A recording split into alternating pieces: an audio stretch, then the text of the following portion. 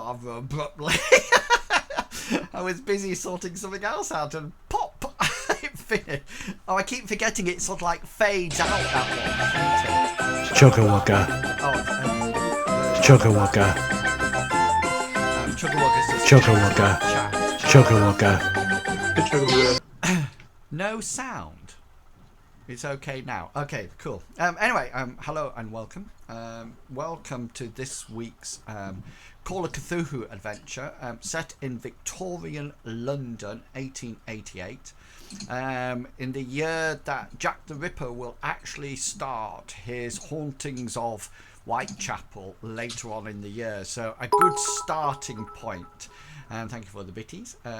A good starting point for this week. A nice disadventure, that later on, you might be able to get start to investigate the real Jack the Ripper. How exciting will that be? I started to watch, on Netflix, there's something called Whitechapel. I don't know if you know. Whitechapel's really good. Yeah, but I started to watch it, and I've only watched the first episode, but there's actually a murderer going around mimicking Jack the Ripper. It's all three series that they have are really, really good. Right, well, I've started to watch the first one, so I haven't got to the end. I was going to watch it while having lunch, but then I decided it might not be a good idea. You might. It's a film on Netflix. You might also like the Limehouse Golem. I've watched that. Oh, you watched it? Yeah, that's got somebody famous in as one of the guys. Still nice. Yeah, and I watched it. It was good to get an inkling, but I don't think much of it as a film, to be honest with you. So, it was good though. But yeah, and then Chugga-wugga told me to read the Frankenstein Chronicles. That's okay. Yeah. Well, I think Chugs likes it because it got Sean Bean in it. Yeah. I started to watch that, and I mean, it's nice to get a feel of Victorian London. I think that's the nice thing about it. Anyway, before we go any further, let's just to let you know that Chugga-wugga, who plays Willard Peabody, will be joining us at the beginning of the next investigation rather than coming in halfway through. So as it states on his thing that Chugs is absent, so he will be coming back later on. But we do have the two investigators that started off the mystery, and I would like to give them the opportunity now to say who they are and who they will be playing. And Mr. Pickles, we come to you first. I am Mr. Pickles. I am playing Aaron Weber, who is an inquiry agent, the Victorian London equivalent of a private investigator. Powered and motivated by his daughter's murder, he seeks out to solve any cases he can and try and get some kind of conclusion to his tragic past. He's mostly just a heavy-handed, rugged, weary-looking individual who looks perpetually rumpled, much like my shirt, and probably has dark circles around his eyes perpetually. He's not very good with people, better with animals. I'm going to throw the microphone, or Victorian London equivalent, over to Longshanks. Thanks, Mr. Pickles. Hi, guys. My name is Longshanks CPG. Tonight I am playing the character called Dr. Gordon King. As his title might suggest, he's a doctor. He mainly specializes in doctoring, giving out of pills and diagnosis and that sort of stuff. But he also does and can do minor surgery that they would have done in Victorian times.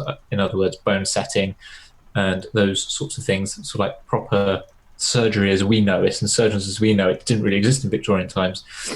Although the first open abdominal surgeries were started to be conducted in the late 1880s with not very good success rates. He also has a minor personal interest in psychology and those sorts of things, because that was also starting to arrive in the awareness of the medical industry around that sort of time. He's upper class, a little bit prim and proper, little bit snotty, but also that conflicts with his nature to want to help people, because he's a doctor, he's kind and that sort of thing. So if he sees a poor person on the street that's injured, he's not going to go and leave them. He'll help them, but he'll be a little bit, I'm going to wash my hands in alcohol afterwards type thing, after touching the poor person that's riddled with disease. And with that, I'll pass you back on to Umros. That was the longest introduction ever. I've ever done, I know. I am now fully aware of the ins and outs of medical London, which really interesting. I had no idea, which I didn't know beforehand, but now I do, which is very exciting. So I'm just posting things to promote the. And just making sure that my retweet button works. Yeah, cool. So let me bring you up to date, fellow listeners, or new listeners, and the investigators, just to sort of like pull together some loose ends, so you're all very much aware of what is actually happening. So, Dr. King has a nephew called Alan Pace. And Alan Pace was a member of an army regiment called the Buffs. And he came over to see the Doctor and Mr. Webber at the Carlton Club, which is the social club that Mr. Webber, Mr. Peabody and Dr. King actually frequent. While he was here, he mentioned that he was going to go, or was there, he mentioned that he was going to go down to Dover for a funeral of one of his regiment's officers. The investigators quite kindly offered to go with him, and it was almost like then that they realised that there was something slightly amiss. Not only had a strange sighting been seen at the bottom of the garden by the lady who lived next door, but the man had been killed in a very unusual way and had been found strangled in his garden.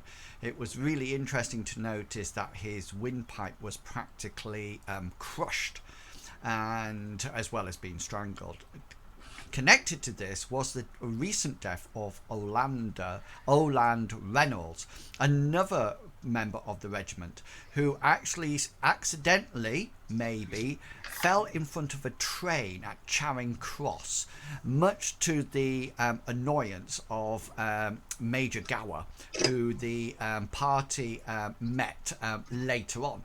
And basically, the investigators thought there's something amiss here, and they went back to investigate, and went to the Army and Navy Club, which Alan Pace frequents, and also does Toby Norton, who was the only person who came from the regiment to the funeral of, and I'm just trying to remember his name, Herbert Crouch. I think that was right. Anyway, they came back, and the only reason Toby got there was because of the kindness of the Major John Gower, which the party, the investigators met at the end of the last adventure. They were having drinks at the Carlton Club in London, and Major John Gower set off and headed off home. And the investigators were close behind when they heard a commotion outside, and they ran down to find the scene as depicted on the screen at the moment. Major John Gower had been lifted up and impaled on the railings, thinking that he might be dead and wanting to administer some medical advice. Dr. Gordon King ran to his aid, and just before he died, the good old Major uttered some words, and after failing or succeeding various sanity checks, they actually heard the words Abadan, but it was real, alive.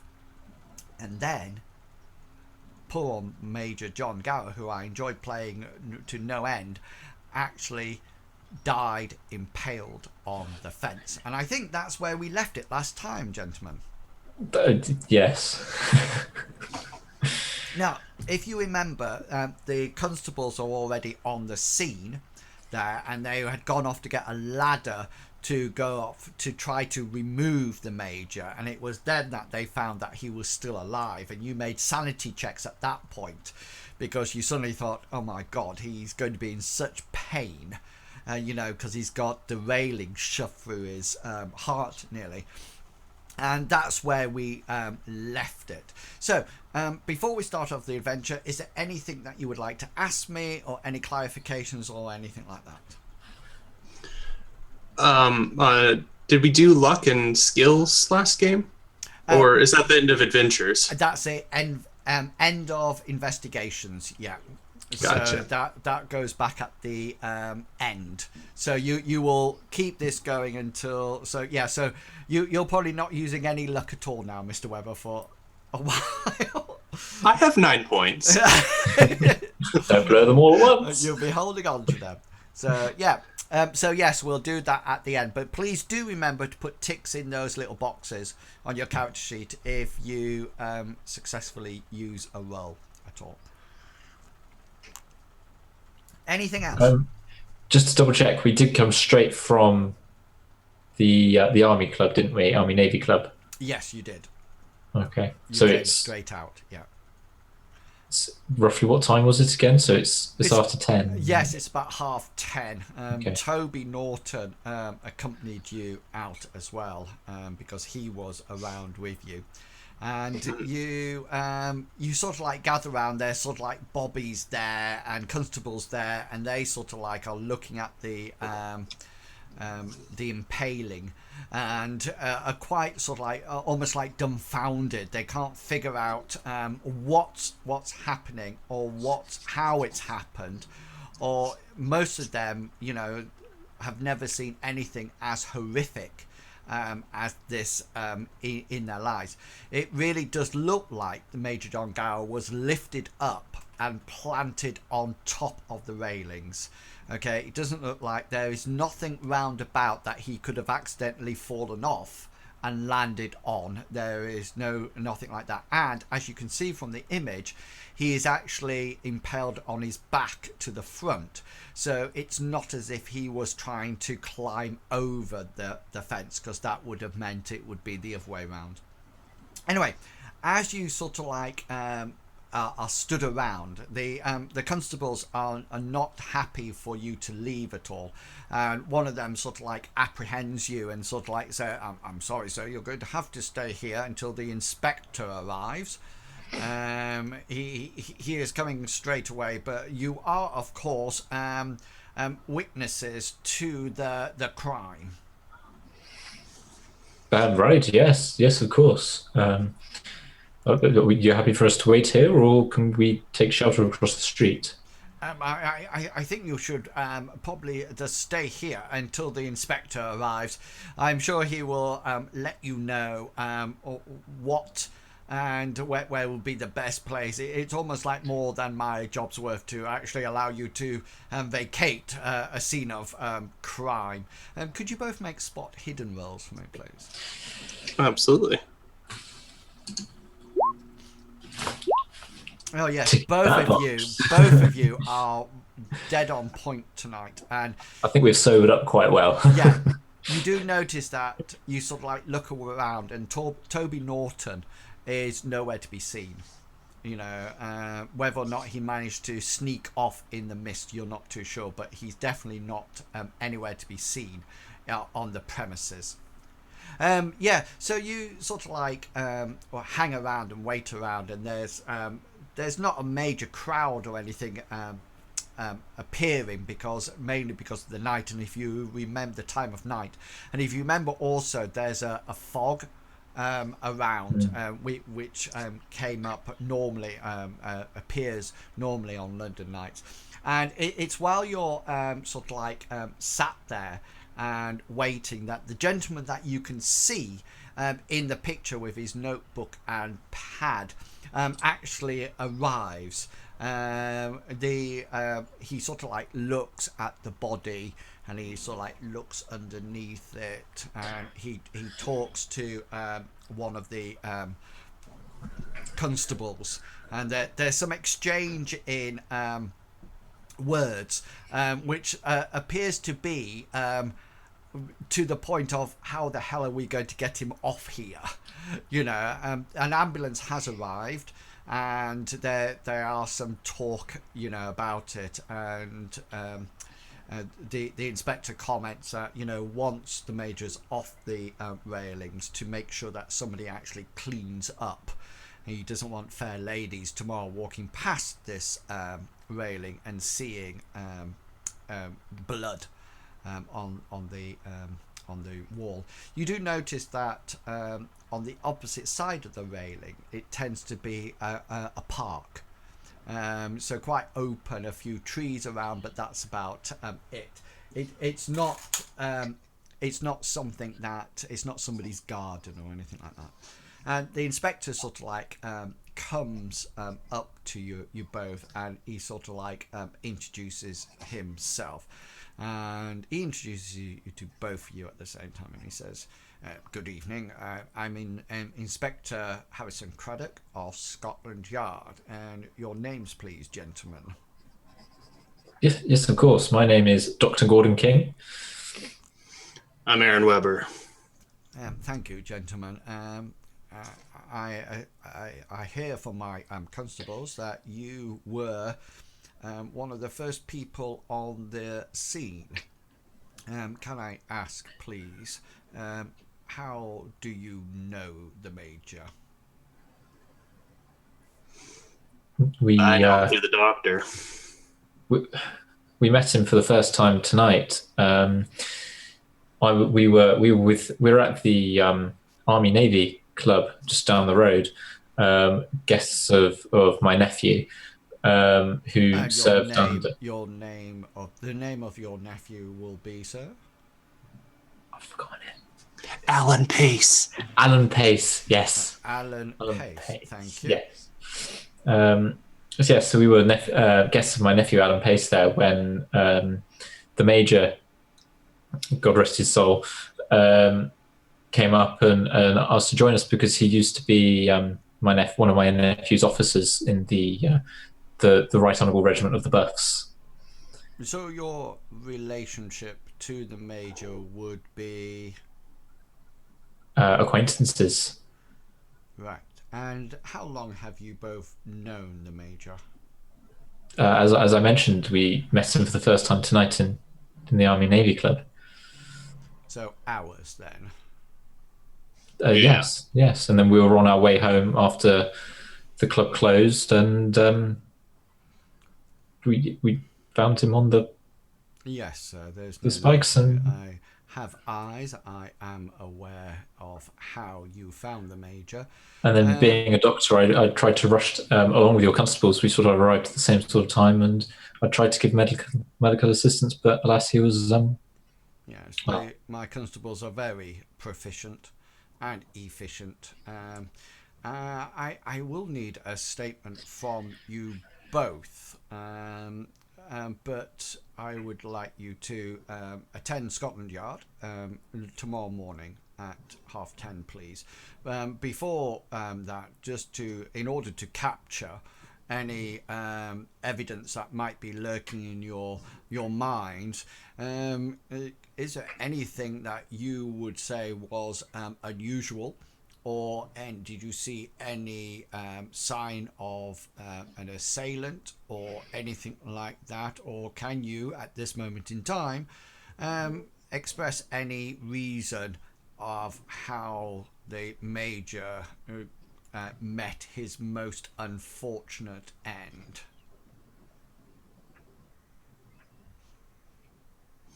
It would have had to have been somebody big and strong. Yes, thank you.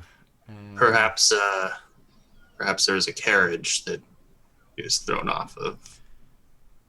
Oh, did you hear a carriage? No more than usual. The visibility out here is a little bit hard. Right. Okay. And you, good doctor? Not that I can think of. He seemed to be in good spirits last night. Earlier tonight. Well, if there's anything that does come to your mind before our meeting tomorrow at 10:30, then please do make a note of that. I do find that if you do that, then the evidence is a lot more, shall we say, reliable. Okay, good evening, gentlemen. I will see you tomorrow morning at 10:30 at Scotland Yard. Good evening. Right, yes, of course. Good evening. And you sort of like, he waits expectantly for you to actually leave and depart, and so the constables are got various ladders, and as you sort of like wander off and you have a quick gaze back, you see that they are trying to actually elevate the major, who's quite a hefty man, up over the railing. And then as you walk off, you just hear the almost like the sounds of, to you, sort of like that, higher, go, no, higher, no, it hasn't come out his back yet. And the sound of like that as the railing sort of like comes back through him. And you head off to where would you like to go? Dr. King's probably going to go home and have a stiff drink after seeing that sight, and he'll extend the invitation and said, after the events, would you like to join me for a drink? Okay, so are you both going back to the doctor's house, or are you going to different places, or what would be the idea now? I'm not going to turn down a generous offer. Cool. We'll probably go back to the good doctor's house. When we arrive, he'll go, shh, family's sleeping, and then he'll proceed to make a loud clattering noise as he tries to find as he like decants some whiskey or something from the decanter, and his hands are shaking a little bit. So you settle back at the doctor's house, probably having a brandy or something slightly, or whiskey or something similar. By all means. While we're there, Aaron would like to offer. He says, "I have a bad feeling about this Toby, Private Norton. Something not quite right." Ooh, I see what you mean. I had noticed he'd scarpered as soon as the police turned up, although he was behind us, with us, so I don't see how he could have done this to the major. True, but fleeing seems to show guilt to me. Yes, I think by the sounds of it, because the good major is now the third member of the bus. Yeah. To have passed in the recent days. I think this is becoming a bit more of a coincidence. Indeed. I think we should find out more information about the other members of the Buffs that are still alive. Fearless Nick, maybe the Dr. Sangster, and figure out more about Toby. When we were at the Army and Navy Club, the way the Major treated him, if I was Toby, I'd want to get revenge. Yes, it was a bit demeaning, wasn't it? But then the Major did seem to be rather posh, and Toby is, after all, staff. He was once part of the Buffs, though. To go from being part of the Buffs to just the help. Well, that's true, but if he was part of the rank and file, then that could have been a bit of an upgrade for him. Could be. I've got a bad feeling about him, though. Yes, there's definitely something suspicious going on. Did you hear anything from the Major? It looked like his mouth was moving a little bit when he was dying there. Yes, it seemed to be something along the lines of, something. It's real or it's alive. I can't remember what it was. It was a strange foreign name beginning with A. Did you manage to catch anything? I just heard some gibberish too. I might try writing it down and seeing if I can find something that sounds phonetically similar to it in the library. Dr. King will. This was what I've added it to the chat, so you know exactly what was said. Doesn't look like a real word to me. No, but maybe the library will know. Maybe. But it's alive. Perhaps the histories might be a good place to start with the area. Perhaps. Maybe the library will have some books on Africa or the African wars or anything. I have a feeling that maybe that has something to do with this. I don't know. I mean, it could be. It's something they've all got in common. They all served in the buffs. They're all there at the same time. Didn't you mention that they're all mentioned in the newspaper as well? Or a group of them? Yeah. I'm curious what the dead members of the Buffs had thought about Toby. Orland falling in front of the train.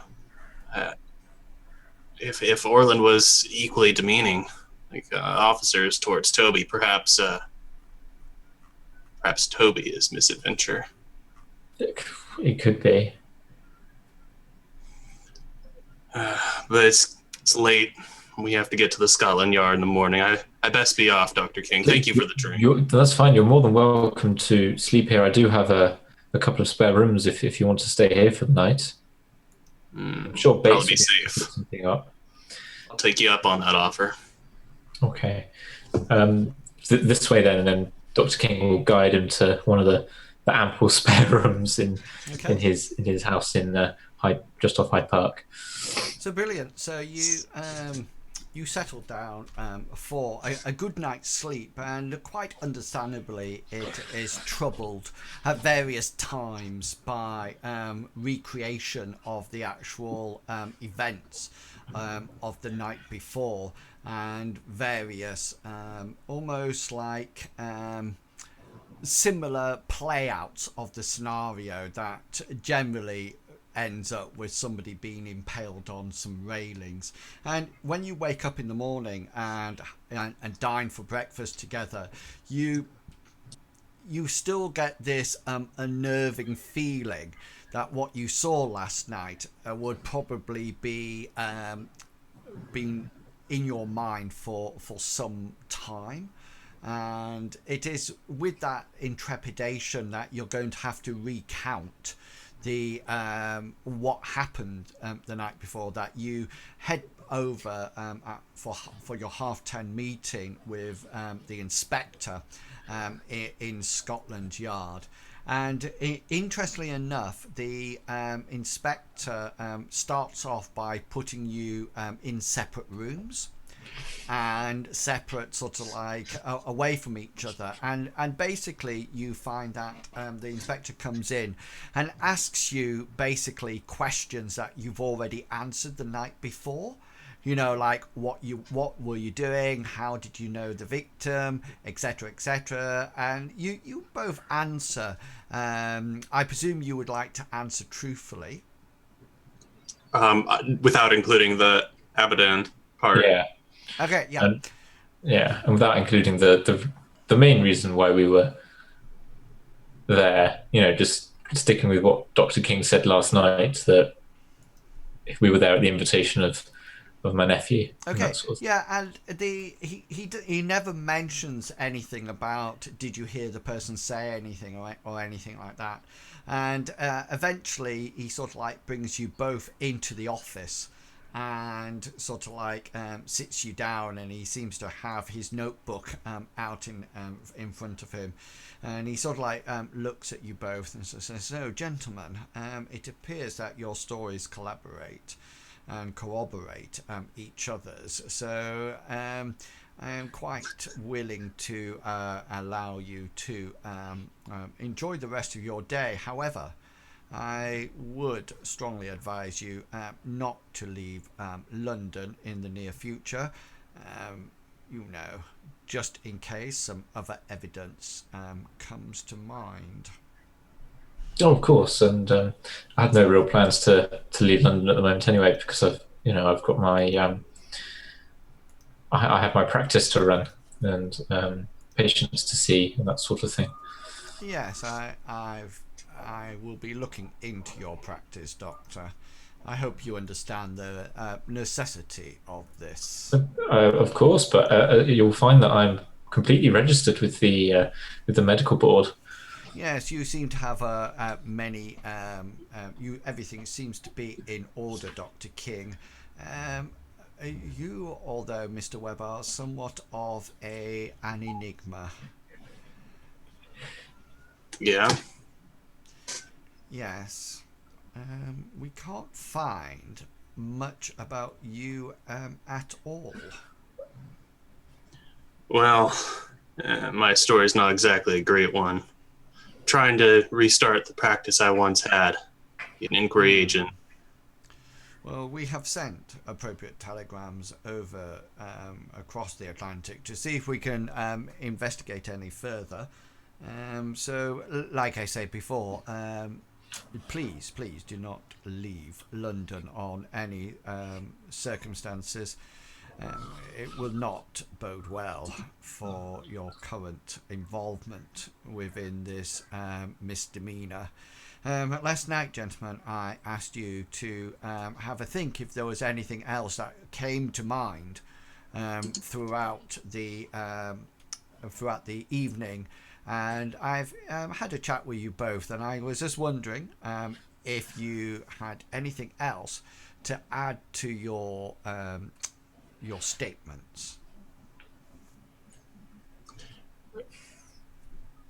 Could I roll psychology, perhaps, to determine how much of this is him just kind of going through what he has to do, and how much of this is him actually thinking we might be guilty? Okay, then. I will let you.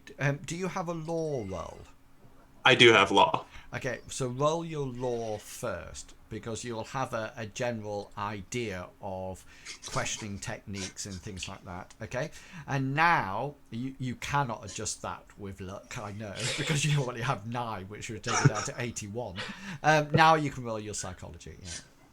I guess I wasn't really involved in much actual police work. No. And from the sublime to the ridiculous. Yeah, you actually sort of like you when you're sort of like giving over trying to figure out whether or not he's actually telling the truth, i.e. following procedure or not, the inspector picks up that you are almost like casting that querying eye at him, and he says, Mr. Webber, is there something else that you would like to add to your statement? No, you just can't be too careful. No, it would appear that something is troubling you. Maybe it's just that members of this group have been dying, and all I keep seeing in the newspaper is misadventure. Sorry, investigator. Members of which group are you referring to? Talk about, let's see, Orland, Crouch. You may not be a history buff, but I'm a fan of the buffs. I am not too sure what the buffs may be. I do know that I think Orland Reynolds was the poor unfortunate soul that decided to end his life by jumping in front of a train at Charing Cross station. That sounds about right. Yes. What makes you think he jumped? Well, are you suggesting that he ended up in front of the train by some other means? Newspapers seem to suggest that maybe he tripped or it was an accident. Yes, Mr. Webber. quite possibly he either tripped or fell or decided to take his own life. I mean, it is not for, us to speculate and formulate. It's much better to take the facts as we have in front of us, and all we know is that Orland Reynolds ended up rather sadly under a train and no longer with us. And sorry, the other name that you mentioned was who? Herbert Crouch in Dover. Oh, I'm sorry, Mr. Webber. My jurisdiction does not go as far as Dover. Not that I would want it to go any further than the outer reaches of London. But sadly, that is not under my jurisdiction and will not be featuring within the investigation here. Our investigation is quite simple as to where we will be going, and that is to find out how the poor unfortunate Major John Gower ended up rather impaled on top of a fence to a park. The Buffs, you say? They're all members of the Buffs. Maybe it's just me. I like to try and find the connections between things, yes, like maybe God it is. spinning one big riddle. Maybe it is just you. I will look into these Buffs and see what I can find out. Anyway, sir, as you can imagine, I'm extremely busy at the present moment in time. Is there anything else you would like to add? You have been most helpful providing me with the information. Is there anything else you would like to tell me? Not at the present moment in time, but of course, if anything does, if I do remember anything, I'll let you know as soon as I can. Well, thank you for that. Hang on, he's just rolling a roll. I saw Turner pop up. I was like, oh no! The only reason he's rolling is because he said, is there anything else you would like to tell me? And you said, not at this present moment in time, but if there is something, which almost like I'm just seeing whether or not he sort of like thinks, oh, are they actually hiding something from me? They know some more, but they're not going to tell me at the moment. And he sort of like looks at you and says, thank you, Dr. King. Your comment was extremely useful. Like I say, gentlemen, please do not leave London, and I hope you would be accommodating if I have to call on you again. Yeah. Yes, of course. Well, gentlemen, as you can imagine, I am very busy at the moment, so please do have a good day. And as you're about to leave the office, he says, please stay safe. Yes, thank you. Good day, Inspector. And a constable shows you through the maze, which is Scotland Yard, out onto the street, and then you are free to go wherever you wish to go. Within reason. To Dover and France. That investigator tricked some words out of me. I'd noticed. I think you might have got a little bit more out of me than I meant to divulge as well. But we need to be careful around those investigators. Yes. In the meantime, I think we have some leads to investigate. Asking the DM, are we just standing right outside while people are walking by us, or is there an area nearby that we could? No, I could try? If you let me know whereabouts you will be heading to, we will assume that you're walking in that direction, or you're taking a hansom cab, either or. Is the Carlton nearby? Well, it's not nearby, but a short trip on a hansom cab would be totally suitable at this point. That will give you back to your Carlton. It's gonna be my suggestion.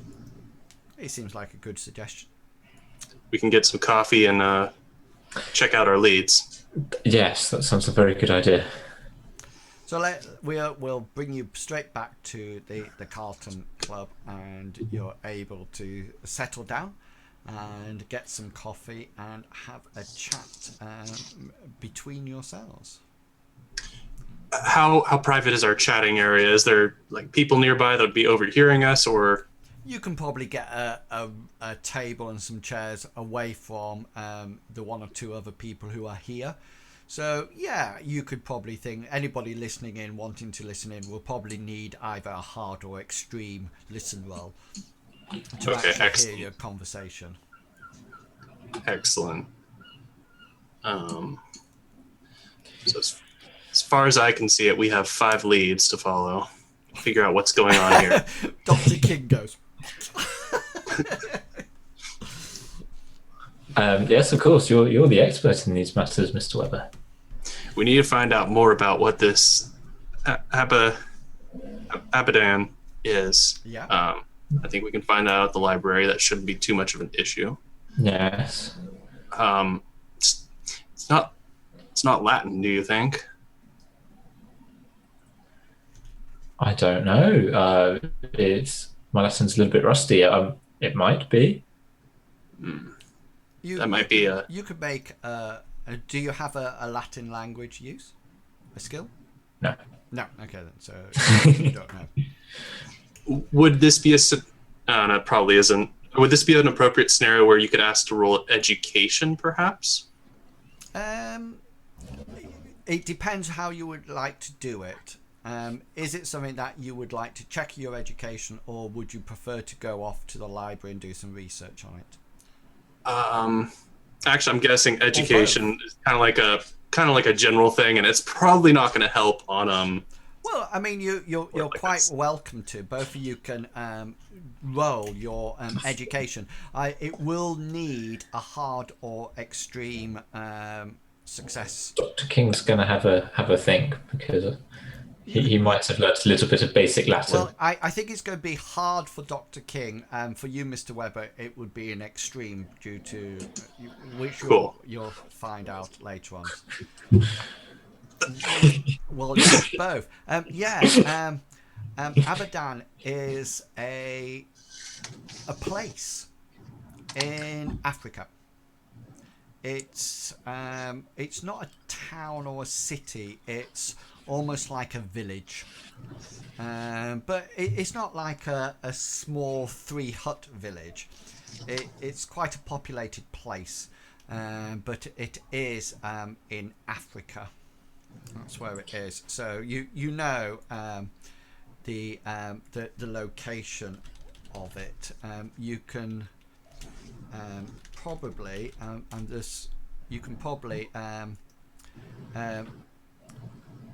just to let you know, the real Abadan is in Iran. Okay, so that's. But can you remember at the beginning I was saying to you that I made it clear that there were connections. We didn't want to reproduce events. So just in case you sort of are thinking, no, Abadan's in Iran. The locations have been changed to protect people. There's a reason why I didn't take geography after GCSE. So you both know that it is in Africa. Interesting. If you went to the library and gained some more, a successful role there, you might be able to find out more information. So you've got that with a library. What else is on your list? The Colonel, Fearless Nick, is in charge of things. He might know more about Toby. It would be a good idea to have a chat with him, yes. Okay. He might also know more about Orland and Herbert. And I would have thought he would know why they were in the paper as well. Yeah. Okay. Yeah. So to be named, I would have thought to be named in a paper for something it's going to be pretty hard going. It's got to be pretty. Okay, so how are you planning to find out? I would say to you that you've probably got 2 avenues to go down there to find out information about the Colonel. First of all, there would be library use, and so you would look at old newspapers, see whether or not he's been in papers. Also, places like Somerset House, which Mr. Pickles is a place in England that you register marriages and things like that, birth, deaths, and marriages, and so it's like a census place, but it's known as Somerset House in London. So you could either do that or you could talk to people, one or the other. So you've got two possible leads in there. Okay. Then. I would have thought Toby might be able to tell us where he lives, because if the Colonel runs part of the Army Navy Club, as was mentioned, then they would know where he lives. You could do either or both, as you see fit. What's your other leads that you want to follow? Similar to the Colonel, it's Elliot Sangster. We saw him in the picture. He was a soldier, now a doctor. It's in the same vein as the Fearless Nick, as he might know things. Okay, then. Yeah. And my remaining two were just going back to Alan Pace and Private Toby Norton to try and figure out more information from them. It's kind of a last or lower priority, I think, because we might get more information from Fearless Nick and Elliot. Okay, so that sounds a good order to do things in. So let's start off. Are you both doing things together, or are you going to separate off and go and do things separately? I don't think we need to separate, especially if our first stop is the library to both do some research. It does make sense, yeah. I was just trying to... You might know this, Mr. Pickles. I was just trying to remember the team test role in Call of Cthulhu. If you are both... Might be on page 97, combined skill rules. Oh, no, that's... No, that's if you're doing something like library and archaeology together or something like that.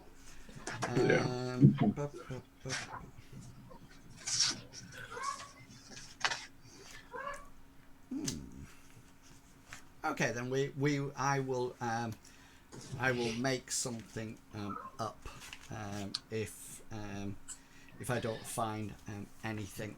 So yeah, okay then. So library first then. Okay then. So would you both like to make your library use rolls? I really like the idea of how Mithras does it, and in the sense that, and how, because both there must be. Have you found the rules?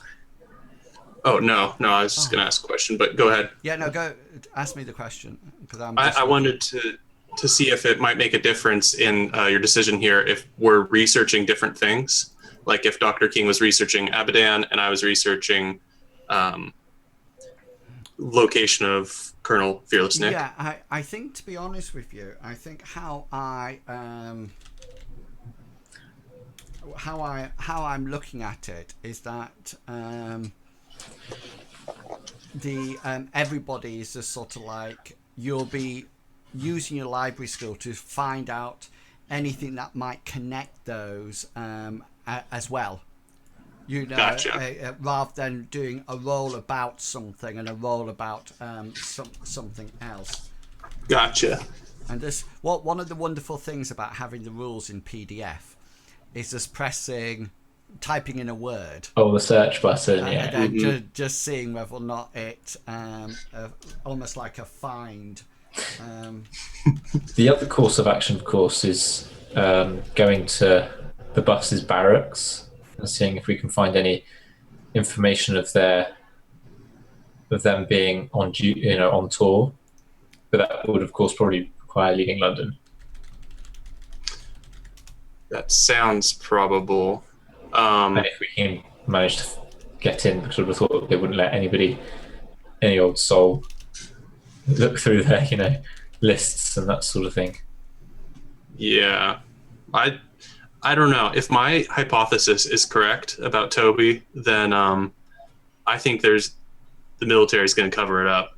There's going to be no evidence of my hypothesis with them. That's true. Okay, I found it. Let's see what it says. For examples include researching a single book. One person at a time may read the book. The examples above are intended for guidelines. It may not be apparent. In general, when the investigator is tempted to say... Oh, no. It says at the bottom of a page, it says, more than one player rolling dice for a skill roll. In some circumstances, 2 or more characters may work together towards the same goal. The decision of how many investigators may be involved in a particular situation is up to the keeper. Full stop. And then there's a picture of what looks like a giant moth coming in. Researching a single book, one person at a time may read the book. Picking a lock, one person may attempt to pick the lock, rolling their lock skill pick. Delivering first aid, 2 people may assist each other, both rolling their first aid skill. A success is granted if either of them succeeds. Library use in a public library. All investigators in the library may conduct research and attempt a skill. Only one successful... Right, got it. Okay, so it's down to the situation. So it's a bit like, because everybody's doing it, or as long as one of you succeeds, or whoever gets the highest roll will succeed and get the information. Okay, then got it. So yeah, so let's start off with Abadan and Colonel Hollingsworth. So let's have some library use rolls. Right. What? Okay. Okay. What extremely? Yeah. So you do find out that Abadan is a village, a town in Africa. It was involved in the suppression of when the British and the regiment of the Buffs was over there. You can look at that via the dates. You know, from your library use, you also figure out that Colonel Hollingsworth was the leader of the Buffs regiment, and he does have an accommodation in London, rather a grand mansion, which is actually called, off the top of my top of my head, it is called the Kandahar House. I've popped it in the chat for you. It's in Hampstead, north of the central London.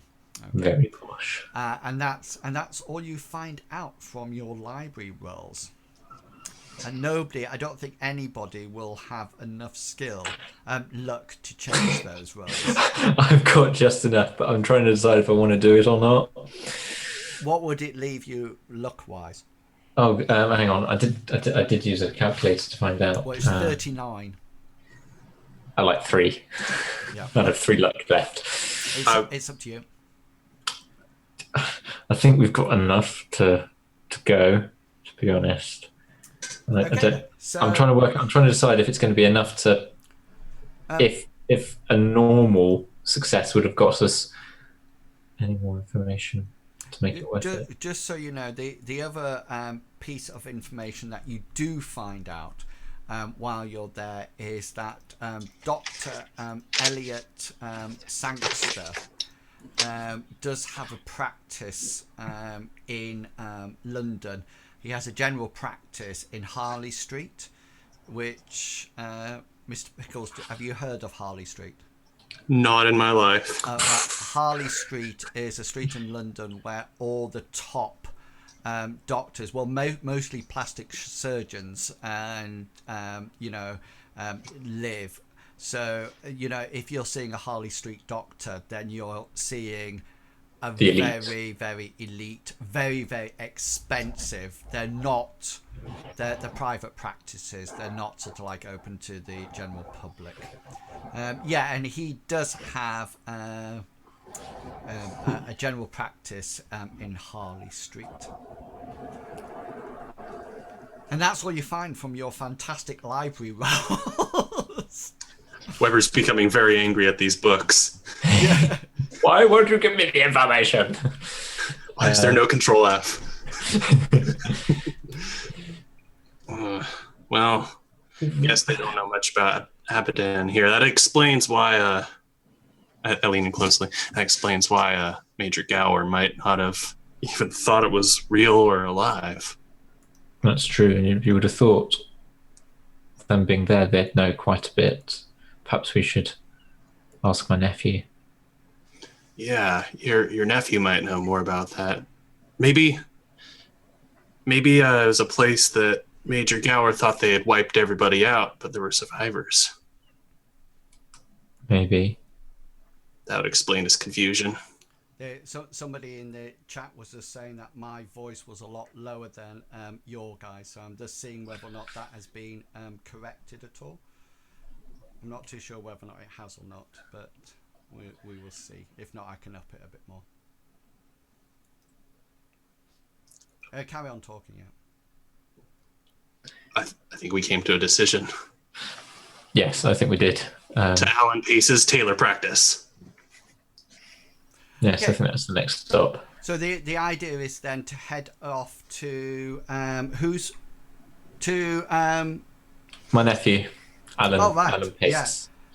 Yeah. Tailor's shop. Yeah, sorry. He runs a tailor shop, doesn't he? Yeah. Okay. Yeah. So you can make a quick journey over there, and of course, you arrive about lunchtime. The shop is open, and he is inside. And when you arrive, he's in the back measuring up a gentleman for a nice tox and a nice dinner suit, ready to come for a couple of weeks' time. And he sees you come in, and he sort of like says, "Oh, just sit down, uncle. I will be with you shortly." And he continues to sort of like measure the gentleman up, and after about a 20-minute wait, near on half an hour, he sort of like takes a note of the person's details, and then he heads that gentleman leaves, and he turns around to you and says, "Oh, hello, how may I help you?" We're just looking for some answers. How are you doing today, Alan? Oh, I'm doing extremely well, thank you. Answers about what? I'm assuming you haven't heard of the tragic events that happened last night, Alan. That's one of the reasons why we're here. Tragic events? What events would this be? The Major was deceased. The Major night. was deceased? Yeah, or the Major is deceased? The Major passed away last night. Oh, how dreadful. Circumstances. He sort of like feigns a stagger and just sort of like, "Oh, that's awful." And he sort of like turns around, and you notice in the back, holding a whole load of tape and everything like that, seems to be a young lad who's about 13, 14-year-old. And he said, "Oh, Cedric, please, close the shop. And gentlemen, please come into the back, and we need to talk some more. Tell me, how the Major is such a good man. I have known Major Gower for ever since I was in the Buffs." Yes. I have to be careful about that sentence, because otherwise it says, "Since I was in the buff." That's somewhat frowned upon at that time. Yeah. So yes. So he sort of like takes you into sort of like a back room, and he sort of like busies himself making you tea, and says, "How awful! Tell me, how did it all happen?" Oh, yes, very kind. Well, there's not much to tell. Unfortunately, we after you graciously invited us to the club last night, and we met the Major for the first time. And then when we were leaving, he left before us, and then Mr. Weber and I followed along on the same street a little bit later, and yes, as I said, there was a tragic circumstance. We found him impaled on some railings. Oh my! Impaled on? Did he slip? Did he fall accidentally? The railings were a good 6 or more foot in the air. They were the park railings. Did he jump from something? Did he jump? I don't know what to say. I am quite shocked about this. May I roll psychology during this conversation to see how authentic he seems? Yes, by all means. Okay, not my library use rolls. Yeah, you think he's quite quite on form. You don't think he's trying to hide anything. Good. We're not sure, nephew. He seemed to. I must get some flowers. Do we know when the funeral will be? I'm not sure. I haven't heard it. As I said, it happened last night, but the constabulary have got involved now as well. They Oh well, I would have thought they would have been involved. I mean, such a horrific accident. It's quite worrying. Poor Miss Major Gower. I quite liked him. He was a bit boastful and a bit, over the top. But he was a fine gentleman. I'm not too sure what to do or say. It's much the same position as I Did you found myself in. Have you come to me for suits? I'm sure I can make something for you in time for the funeral. What I have is fine. I pat my dusted and ruffled damaged suit. Well, I do. Thank you for bringing me this most tragic news. I suppose this is when I need to drape the. Is this appropriate to put the black drape in the shop window? I never know whether or not that's for a friend or a family member. What do you think, Uncle?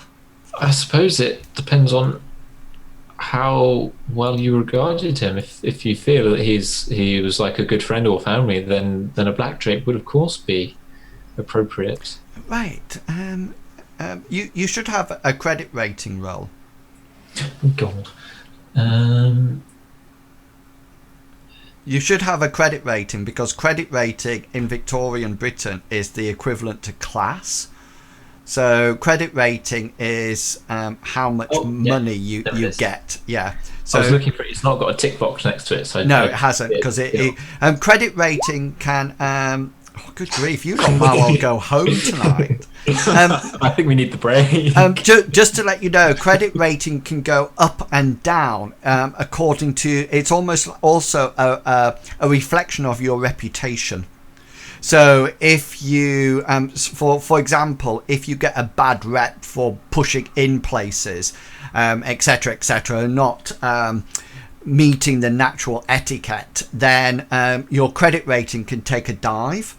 And so it's almost like your understanding of etiquette, social mobility, things like that within the game. So you sort of like, and it also dictates how much you're actually getting earned and which social class you actually belong to.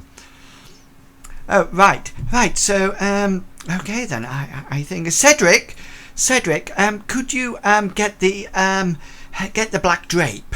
You know, the one that we did when your mother died. Yes, maybe we should put it up. While that's happening, Alan, do you know by any chance who might not feel the same as you towards Major Gower, who might not consider him a friend? Oh, well, as far as I'm aware, everybody was very fond of the Major. Oh yes, I mean he was somewhat of a pompous arse at time, but the majority of the time, I mean, really and truly, that's officers for you, isn't it? Generally, officers, and that's it. Was there anybody he maybe picked on a little bit too much, or more than others, maybe? Well, the only person I could probably think of who didn't come out all that well from the within the regiment from our escapades in Africa, would be Toby Norton, who you have met. He didn't really come out on top. As you can see, I have my shop here. Unfortunately, he rather did not do as well for himself. But I hear that other officers, make sure that he's treated well at the Army and Navy Club, despite being somewhat of a member of staff. Yeah, indeed. Any chance you remember what Orland did as a job before his untimely end? Oh, now then, what did he do? Do you know, I'm not completely sure what he did. I know he had a wife.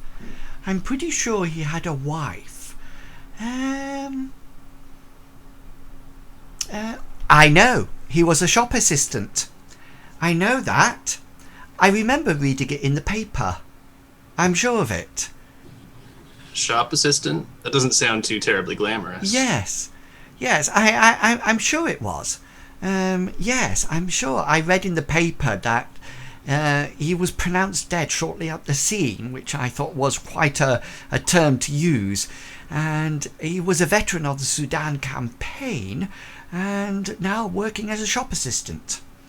Yes, he didn't make as much money as I do running my own business, but some people, Mr. Weber, tend to squander their wealth, if you know what I mean, rather than working with it more shall we say, carefully. Squander their wealth. Did the members of the Buffs come back from the war with a decent amount of wealth? Oh, roll a psychology roll. Absolutely. No, okay. I tell you better. Roll a fast talk roll. Okay, even slightly worse for me, but okay. Oh no! We pull out the ones we don't need. Well, I think you've almost like cornered me into a corner here, Mr. Weber, with your clever questioning. I can see why you make such a good inquiry agent, private investigator. Yes. Well, how can one say now? As my my uncle knows here, unfortunately, I took a bit of shrapnel when we were within the Buffs, and was unable to accompany them on one of their, and he sort of like looks around the room, campaigns or escapades. Yes, the good doctor stayed behind with me, and they went off to can I speak honestly and bluntly to you both, especially you, Uncle? Of course, you know me. Your family. I hope that neither of you will think of me any less after hearing this following story. Well, it would appear that they had a mission to go off to a village, and well, there was some quite unnatural practices being going on there, and there was some talk of cannibalism and things like that. Now, obviously, with my shrapnel wound, I was unable to actually accompany them on the trip. And the good doctor, Dr. Elliot Sangster, stayed with me as well. And they went off. And yes, there were some very strange stories to do with very undesirable activities that they found. And there was much talk in hushed corners about them, shall we say, eliminating them. Anyway, the point of the story would be perhaps not so much focused on the elimination, and maybe on a more maybe something a little bit more focused with the detail, would be to say that apparently they came back with certain spoils of war, shall we say. Obviously my good self and the doctor were not included in the division of the spoils, but shall we say several people made quite a good fortune from them. It's understandable. Appreciate you for sharing that information. Oh, please do not please do not consider me a coward in any way. The shrapnel wound did hurt quite a lot. Could you both make psychology rolls, mate?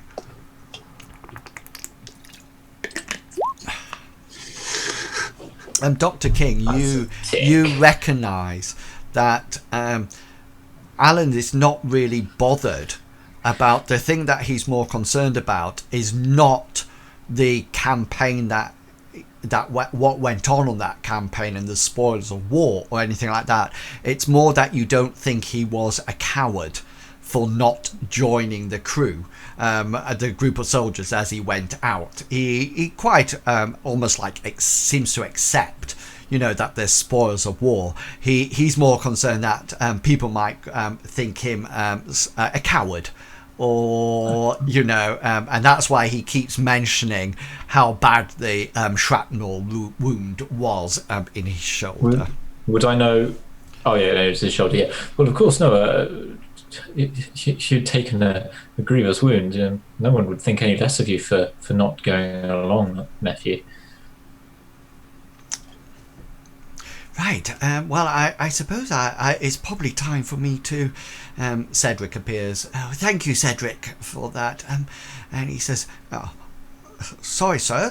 There be a gentleman stood outside. Oh, really? What's he has rather a tall hat, sir. Oh, no, Cedric, is hat. God put an H in front of it for a reason. Oh, sorry, sir. Head. Yes, quite. Gentlemen, is there anything else I could help you with? It would appear that I have customers waiting. Not at the moment, but I might come back for a suit. One of my Sunday bests seems to be getting. That would be very kind. Of course, sir. Doctor, Uncle, I will do it at a special price for you. I keep wanting to say, which would be wasted on you, Mr. Pickles. It'd probably be wasted on Longshanks as well. But I keep wanting to say, Mr. Pace, are you free? And Mr. Alan turned around and said, "I'm free, Mr. Humphreys," which is an old sitcom called "Are You Being Served?" Which, if you ever want to watch it, it was hilarious in the time. It really was, but very, very, very non-PC. There was. Was it Molly Sugden played a shop assistant called Mrs. Slocum, and Mrs. Slocum always used to mention about her pussy because she had a pussy at home, but she just used to, and it was just hilarious. And look, I think growing up with it, I never realised the connotations of the whole thing, but it was hilarious. And there was the owner of Grace Brothers was a very old man who always had young dolly birds, with big boobs on his arm, sort of like looking after him. And so anyway, if you ever just have a look at it I'm looking now. It's on YouTube. It's on YouTube. It's a classic. But Mr. Humphreys, who was in the men's section, Captain Peacock. Always somebody used to come down and Captain Peacock used to say, "Mr. Humphreys, are you free?" And he used to say, "I'm free, Mr. Peacock." There's a Captain Peacock like that. So that's why. And he was a tailor as well. So that's what I've just sort of like got rid of half the views because they're all saying, "Who are you being served?" But it was a classic sitcom. But I would like to say now it's incredibly non-PC. But of course, back in the 70s. we weren't. So that's it. Well, you were a bit different. Yeah, well, I don't think we were actually. I think names for people changed a lot since then. So, where would you like to go after you are leaving the tailor shop, Alan Pace's tailor shop? Probably somewhere for lunch. It's probably getting lunchtime, and then we can sit whilst we're having lunch and work out. Okay, would the Carlton Club be a suitable place for you to go? As always. Probably. Yeah. Okay. So you sort of like head back to the Carlton Club, and you arrive shortly after noon, and you sort of like go in and you sort of like sit down, and the doorman, he's actually called Jeffrey. He's sort of like a butler doorman, and he sort of like you sort of like sat down and you've ordered something to eat.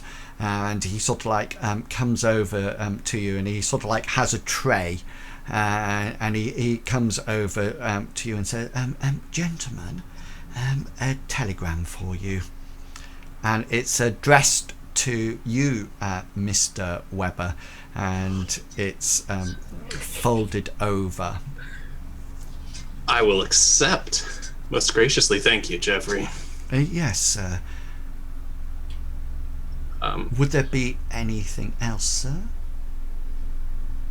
I'm gonna dig into my pocket and see if I can't find a coin and pull out a random coin and hand it over to him. No, it's everything. Oh, thank you, sir. There's lunch about Thank you. here. Well, wasn't necessary at all, but very much appreciated. And he goes offside, looking at the penny, thinking, cheapsteaks. Yeah. And there's me thinking that Mr. Weber pulled out a gold sovereign, not knowing the currency. No, it was definitely a penny. Yeah, you have a telegram. I'm going to open it and read that, glancing at Dr. King every once in a while. Yeah. Dr. King's tucking into the sandwiches. Basically, in a sort of like telegrams, remember, are paid for via the word. So, and every now and again it says stop, which is equivalent of a full stop. So it says, Mr. Weber, stop. You do not know me, stop. But I am in need of your help, stop. Please attend the British Museum, stop. By 3 o'clock this afternoon, stop. Yours, stop. Vanessa Lawrence, stop.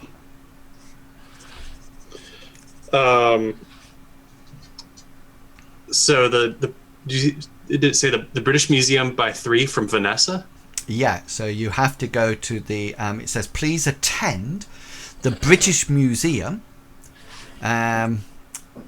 from, and then so the person who sent the telegram said was Vanessa Lawrence. Now remember, telegrams are typed, so there's no sort of like handwriting or anything like that. And it's just sort of like done, and each letter is in a box, individual letter, so it's literally typed, so you can see how much it would actually have cost to send the telegram. Yeah, I think I have notes on the cost of that. This seems a bit expensive. Have I ever been to the British Museum before? Probably not, unless you've been on a sightseeing tour. After my daughter died, no, definitely wasn't. No. I'll look up at Dr. King and say, you ever been to the British Museum? Yeah, so Doctor would have been to the British Museum. Many times in my youth, and not recently. I'll slide the telegram over across the table to you. Any ideas? Dr. King carefully puts down his sandwich, and sort of like gets a napkin, wipes his fingers to not get any grease on the telegram, and then sort of like slides the telegram, so like does this and slides the telegram over to look at it and picks it up and goes, intriguing. But yes, I think we should probably find out what's particularly showing at the museum at the moment. It might be something useful for us. Dr. King, just roll your education. Education. Yes. Yeah, so the British Museum, just in case you're not aware, is a great national museum. Because it's national, it means that there is no price to enter. Unlike now, which are things like the Natural History Museum and the Science Museum, National Science Museum, is now the Natural History Museum and the Science Museum, and you have to pay for them to come in. It has a great library, which is open 10 a.m. To either 4, 5 or 6 o'clock in the evening, depending on the seasons. And then it has a variety of galleries. Some are open later on certain days. And the museum is also open on a Sunday afternoon. Admission is free, like I said, but catalogues of the exhibits cost up to a sixpence. Its collections are divided into 11 departments. Okay, so these are the collections that it has. It has books and maps. I'll copy this into the chat for you, so don't worry. I'll do it now for you. Okay, and then you can read it. This is going in the Roll20 chat, just so you know. So the it is divided up into 11 departments: books and maps, manuscripts, prints and drawings, Oriental antiquities, including Egyptian. Don't ask me why Egyptian is with the Oriental stuff. Do not ask me. Greek and Roman antiquities, British and medieval antiquities, and ethnography. Coins and medals, zoology, geology, mineralogy, and botany, and the last 4 are housed at the Natural History Museum in Kensington, but it's actually part of it.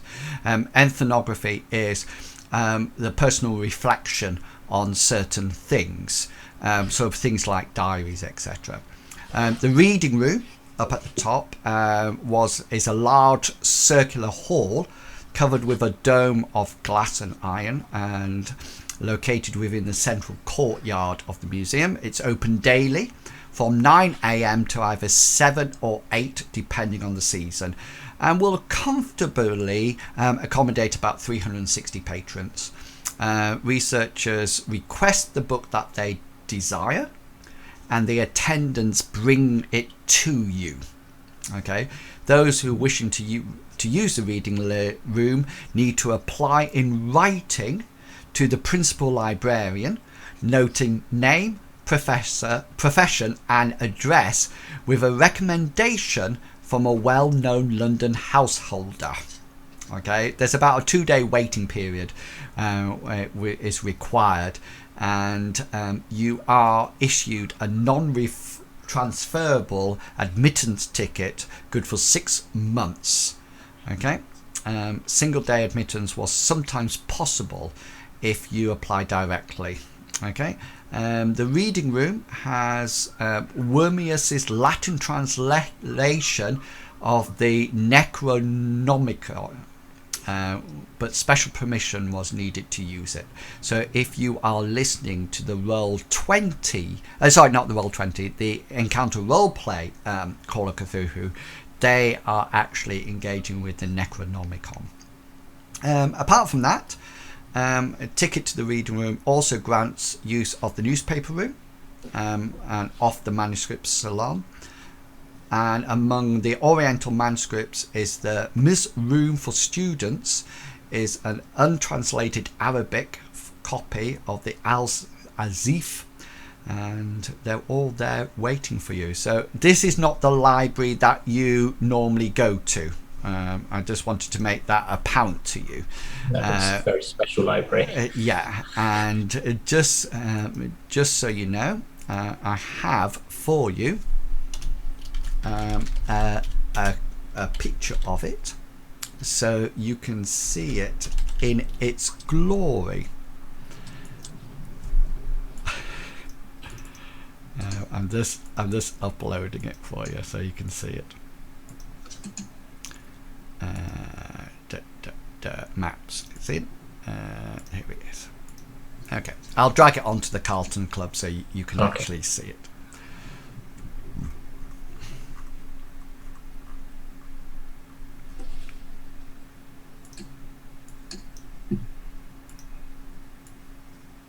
I'm still just trying to figure out how I know of Vanessa. Ooh, beautiful. I think there's a rather small lady pushing the pram. There is a rather small lady pushing the pram. Now that you mention it, they all look rather small. There's a chap over there as well who looks tiny. Yeah, but quite an impressive railing. Wow. Is that the sort of railing that the Major was impaled onto? Yes, very similar. Very similar. Ooh, he's probably got more than one spike in him then. So, just so you know, Mr. Pickles, the British Museum still actually exists. You can go to it in London, and it houses antiquities. So there's great statues from the Persian and from Greek and Roman stuff like that, and Egyptian. So it still does actually exist, and it's one of those places that you wander around, and it's not somewhere that you would take 5-year-old children, if that makes sense. It's quite a knowledgeable. I found it very impressive, but I'm one of these people who want to read every single plaque, and sort of like think, wow, what's that? And I'm also one of those people who touch things if you can and think, wow, the last person who looked at that would have been, and get really excited about it. So I know the feeling. I once took a group of Year 5 students, so what, 9 and 10-year-olds, to Natural History Museum. I know the feeling. Yeah. So that's what the British Museum is. You do not have any recollection of knowing Vanessa Lawrence at all. You're telling me. So don't worry, it's not somebody from your dark distant past that is sort of like materializing at all. You literally have no knowledge of her at all. I'm gonna keep trying to think and connect and figure out, do I know this person? But since we're still at the table, and now that we've learned about this, I think we should probably head over there first, don't you, Weber? And then maybe try and contact the Colonel or Toby tomorrow. Yes, I suppose so. There's a few things I want to do. I'm gonna look around really quick. Are there any people near us that would be? No, there's various people taking lunch at the moment. Jeffrey's walking in and out, dealing with people, but they're mostly engaged in their own conversation. And in Victorian Britain, you wouldn't actually, nobody would purposefully eavesdrop. Good. The English never do it in it, even now. I don't know what you're. You're very suspicious, Mr. Pickles. I don't. Americans, they're always listening. Well, no, I think what you'll find is that the British pretend they don't listen to everything, but they actually listen to everything. I think we openly admit that we're complete gossip mongers. So. Okay, then. So as you have your lunch and then decide what to do next, I think it is appropriate time for us to take a quick 10-minute break, since it's just gone past. And so we can quickly all head off to the bathroom and to replenish our drinks. So we will be back in 10 minutes when we will be able to decide, or the investigators will be able to decide where they're going next and what is really happening in this strange mystery. So we will see you in 10.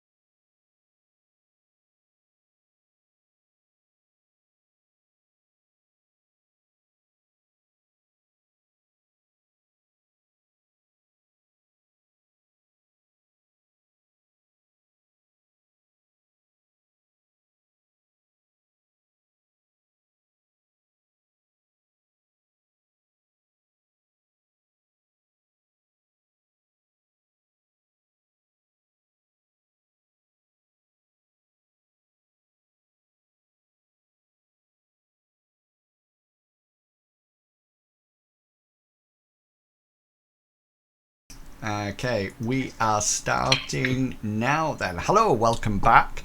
The investigators, have been busy formulating and gathering clues. And while luncheoning at the Carlton, their social club, they received a telegram from a Vanessa Lawrence, who has invited them to meet her at the British Museum at this afternoon, once they have finished. So, what's the plan, guys? I wanted to reiterate my the information that we need to gather after this, I guess. I guess it's not too important if we're heading off. One thing I wanted to confirm with Dr. King is we need to meet up with somebody, like Elliot or the Colonel, to confirm the information we got from Alan. No offense, but I don't know if I can trust your nephew. No, that's fine, but it would be good to have someone agree with his story, and ideally someone who actually went on to this particular expedition. Indeed. From there, we need 2 more pieces of information. I think that only 2 people that are alive that we know about, only 2 people could give this information, and that's the Colonel or Toby, because the doctor didn't go with the doctor stayed behind with my nephew. He can confirm that your nephew stayed behind, though. That's true. But Colonel and Toby, we need to find out what they felt about that incident and how they feel about each other. But until then, I guess we're going to the museum. Well, yes, it's a lucky museum, but we should definitely go. We might learn something interesting and intriguing on the case. Okay, so you head over to the British Museum, which, as you can see from the image on the screen, is quite formidable and quite impressive building, with its Roman and Greek architecture and firmly in place. And you go up, it's not empty, but there's a few people wandering around, and you go up to the sort of like the porter who's on duty at the desk, who sort of like nods to you as you come in, because like said before, it's free. So you wander in and you go over to the desk, and Mr. Weber, it's down to you. What would you like to say or do? Let's see. So the telegram just said that we're to meet her at the British Museum by 3 p.m. Correct. And I do not know her, and she needs my help. Yes. Would I be able to roll law, perhaps, to see whether it would be appropriate for me to ask the porter whether like somebody would have left their name here for Mr. Weber? It's more etiquette. It's more like your credit rating. But normally in Victorian London, word was left with people. So if somebody has been expecting you, then it would be left at a porter or at the doorman in your social clubs. So that way, and a lot of Londoners would have gone, especially the middle to upper class people, would go into their social club or whatever and say, any messages for me, so forth and so on. So so you can wander over and you sort of like get the telegram out, and you're about to talk to the people, the porter, and you hear a lady's voice off to one side, and you hear she says, "Oh, thank you, Mr. Johnson. I will take it from here." And the porter sort of like says, "Oh, yes, Miss Lawrence, thank you," and who you can now recognise as Miss Lawrence says, "Gentlemen, perhaps we can find an appropriate place to talk." Yeah, if you're Miss Lawrence. Here she is. I nod. Yeah, to lead away. Minus the hat. She doesn't actually have the hat on at the moment. And she sort of like takes you into the museum, and you seem to be sat in the Oriental and Egyptian antiquities part, and she sort of like finds a bench to sit down, and she's sort of like, you both observe the correct etiquette, and you stand up, and she sort of like sits herself down and says, "Oh, gentlemen, please join me." And you sort of like take your hats off, and sort of like she's sort of like perched on the end with her flowing dress cascading all over the place. She looks at you both and says, "Mr. Weber?" Mr. Weber, this is my associate, Dr. King. Oh, thank you. Mr. Weber, I was hoping that you may help me with a certain, shall we say, issue that has happened. Issue, you say? Yes. I'm listening. Well, I am most concerned about my fiancé, who works here in the actual museum. His name is Mr. Gordon, Jeffrey Gordon, and I am very concerned that he may be losing his mind. Losing his mind? Yes. Sorry, you are probably thinking, or how I actually know of you. Well, yes, I must confess some slight underhandedness in that matter, Mr. Weber, for I was at the police station, and I heard you talking to an inspector there, overheard your conversation, and learnt that you are some kind of inquiry agent who can take private cases. That's all true. Yes, well, I believe my fiancé, Jeffrey Jordan, is losing his mind. I'm gonna look at Dr. King at that moment, kind of the expression of prompting. How, if you don't mind me asking, how do you think he's losing his mind? Is he acting irregularly? Well, he is, how can one put this in the most delicate of manners? He says that he is cursed. Somebody's mic, by the way, has got a lovely shush on it.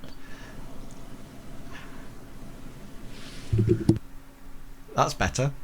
Whoever did that. We both muted. It's probably me. I'll close my window. Yes, he believes he is cursed.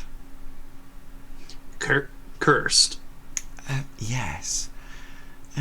He proclaims that he is being tracked and haunted and, well, most peculiar, stalked.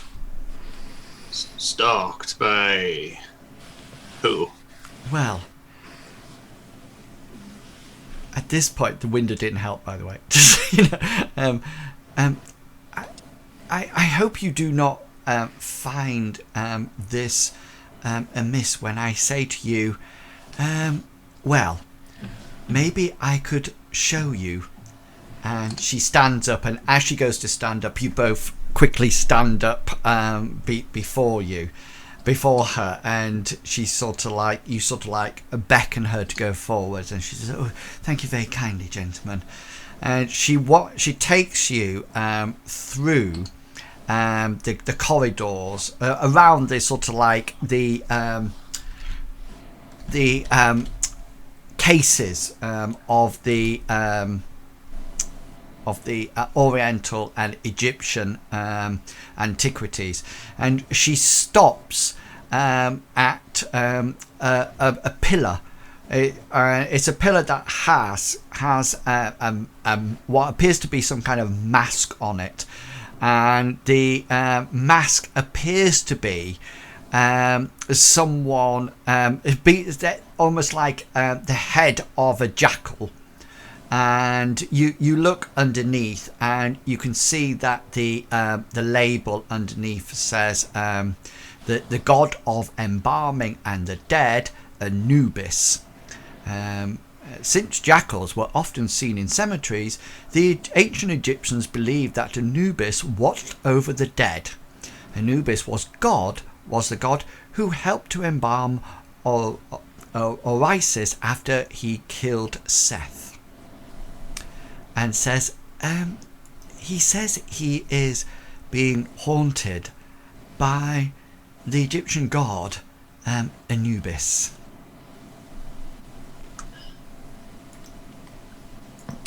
I know. I see. It's quite astounding. Even myself, I feel. I can see. Yes, I can see how you think he might be losing his mind a little bit. I wonder whether or not you, Mr. Weber, you would be in the position to assist in investigating whether or not these rumours are true. Well, I'm certainly interested in taking on this case. I'll do my best to get some results, some answers. Would you be able to tell me, you've never seen this stalking figure then? It's only when he's alone, or have other people seen this figure? Well, only he has, and apparently it lurks most unseemly in the darkest recesses of streets and nearby doorways.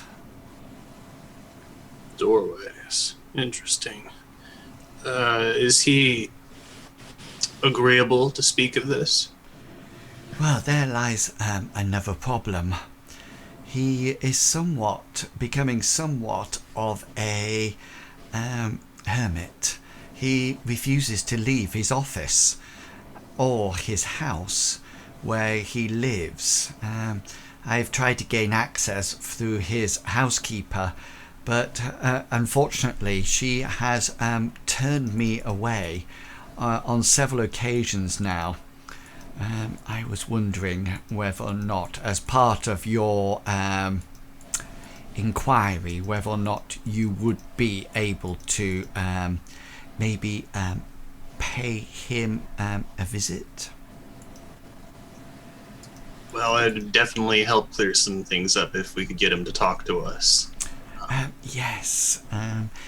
He rents the upstairs of a house in Bayswater, and it's owned by the landlady, Mrs. Huntley.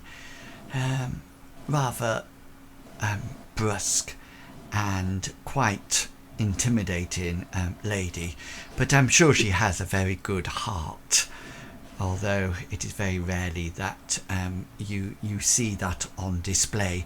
She's definitely not one of these people who wear her heart on her sleeve. Good to know going into that. There's that kind of relationship there.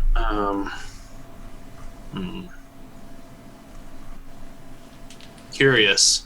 Has he ever mentioned this figure as being tall? He rambles greatly about it, Mr. Weber.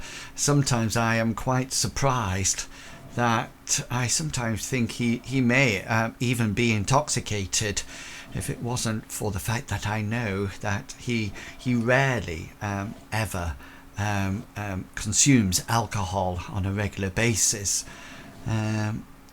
I do notice, though, by his rather shaded eyes, that I think sleep is often lacks joining him throughout the night, or his sleep becomes, shall we say, interrupted. Perhaps the doctor can help with that problem. I'm sure I'll have something that can induce sleep. Yes, that might be able to solve that problem. And I was reading a rather interesting paper that was talking about lack of sleep and what that can do to the mind. So perhaps that's part of it. Sorry, I think my need has been misunderstood. He does not necessarily require medical attention. I am more concerned whether or not the sightings he's referring to are actually real. That is our primary concern. We're here to help you, ma'am. We'll find out if there's actually any threat to himself, to others, and the doctor's assistance is merely to aid in that manner. I'm pleased to hear it. Tell me, does he what does he do here at the? Does he work here at the museum? I think. Yes, he is a curator here in the Egyptian and Oriental antiquities. I see. So he's in charge of and then Dr. King will gesture at this particular column and the other ones and say, has he had any recent trips abroad? Maybe to Egypt to collect any new exhibits? Oh no, Geoffrey does not travel at all anymore. Once he had finished his army life in his regiment, he came back and almost like since then has devoted himself to researching Egyptian artifacts. I see. We saw a picture of him actually, and when he went to Yes, fine figure of a man he was. Still is.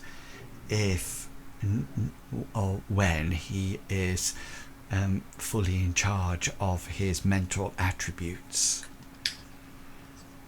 I was thinking, would you be willing, Mr. Weber, to take the case for me? Absolutely. We'll be right on it. Right. I was hoping you may be able to pay him a visit tonight, if possible, or this afternoon. Entirely my intention. Oh, I'm so pleased to hear that. It will certainly put my mind at ease to find that you are on the case. I have mentioned it to the police, and a rather gruff, rather insensitive Inspector Craddock said that quite basically I should go home and make tea. He obviously had no understanding of my education and knowledge of antiquities. Indeed, they can be a bit less than helpful. If you have a paper and pen, I could dictate the address to you in Bayswater. I should be able to remember it. Right.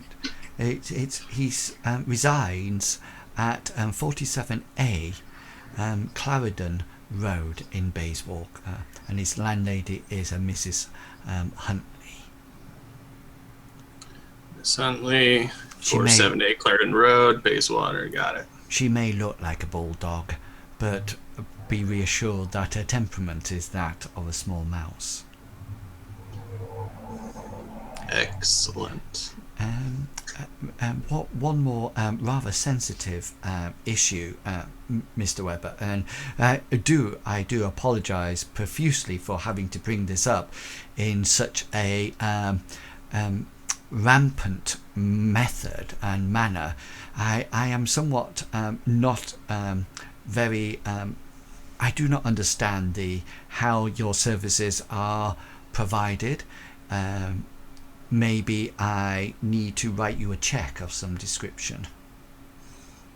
Oh yes, my bad. I used to be an inquiry agent in America, and my superiors handled the finances. Oh, please do get back in touch. Hopefully, you can bring me some information over the next 2 days. That will be my social calendar is rather booked up for tomorrow, but maybe the day after. Absolutely. I'll get back in contact with you then. Would Aaron Weber know an appropriate pricing for his services? Well, you actually charge per day. And it depends. It's completely up to you. But you could make a knowledge or credit rating roll, and if you were successful, then you would have got it correct. If not, she would still pay you, but it would be slightly. You might actually lose reputation for overselling your services, or even worse, making it sound as if you're a pushover. Don't want to sound cheap. Don't want to be a pushover. No. Knowledge, is that that's not education, is it? No, education is what you know. You're talking about your idea role, aren't you? Is that what you're referring to? Well, I was just trying to find where the idea and knowledge roles are. So intelligent roles, that's just based on your intelligence. Do you? Okay. So you have an intelligence stat, and an intelligence role is when you're actually trying to solve something. So if I presented you a puzzle, it's not like the old D&D games when I gave you a puzzle, and even though somebody had 18 intelligence, they couldn't figure it out, because we're doing it. An idea roll is when you suddenly, when you become stuck, either you or myself can say, roll an idea roll, and it gives you the next part of the clue of the scenario. So if both of you were stuck, then I might say roll an idea roll, and then you'll know what you know is based on your education. Okay, I was just trying to confirm that if I hit my education roll, that would be the knowledge roll that you had suggested. So it's either knowledge, i.e. your education, or you can roll your credit rating, because you will then know. It's up to you, whichever one you would like to roll. I'd like to roll the education because my credit rating's lower, but I know how much I'm worth. Okay, so roll it away. Yeah, you get the price exactly right when you send it to her, because obviously it's not etiquette to ask for payment in advance, especially off a lady like Vanessa Lawrence. Okay, so yes, anything else you would like to ask Vanessa Lawrence? You mentioned that your fiance was in the military. Do you know by chance what regiment? Oh yes, he goes on about it for so many evenings. I think it was called the Bluffs or the Buffs. All right, I see. Thank you. That's useful to know. I'm not too sure how that relates to the case. Is there some connection there? Well, no. It's just you mentioned that he's in the army, and he might have picked something up abroad. I'm just thinking from a medical point of view of different reasons of why he could be. You think he is diseased? I didn't say that. I said he might have. We need to talk to him first to find out. He might have picked something up. The doctor has some unique perspectives that help on the cases, but believe me, his intentions with his words are good. Yes. We're simply trying to rule out as much as we can. She sort of like looks at you, Mr. Webber, and says, she sort of like sideways glances at the doctor and say, I will be having you, Mr. Webber, rather than the doctor. Understood. Yes. Okay. Anything else you would like to ask her?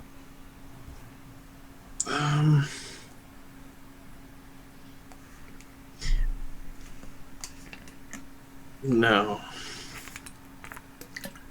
Okay, so would you like to head over to Bayswater to visit Jeffrey Jordan, or would you like to head over to the back to the Army and Navy club to meet with Toby? I think you said that you wanted to meet with, and so it's probably better to go to Jeffrey Jordan's now, because the Army and Navy club, as you are aware, will be open to late in the night.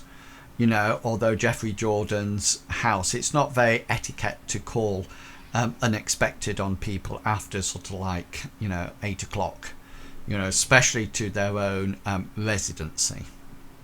Yeah, and I kind of promised Vanessa that I'd be going right over there. Yeah. That's my intention. Okay. If you would like me to come along, I'm more than happy to. Otherwise, I could follow up a couple of our leads for the other case. It might be... I appreciate your perspective in certain situations. I feel we do better as a team.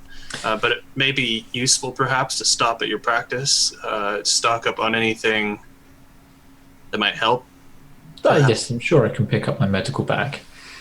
If he is truly sick, then we may need to... I think Dr. King probably doesn't go anywhere without his medical bag. It's almost like, somebody carrying a briefcase. It also almost is like a symbol of your practice, so, and remember, only doctors carry those doctor's bags, so you probably have it with you all the time. You probably wouldn't want to leave it anywhere, so yes, you've got it, so yeah. Okay, no problem. So over to Bayswater then. Yeah. 478 Clarendon Road. Yeah, so you summon a cab and go over there. It looks like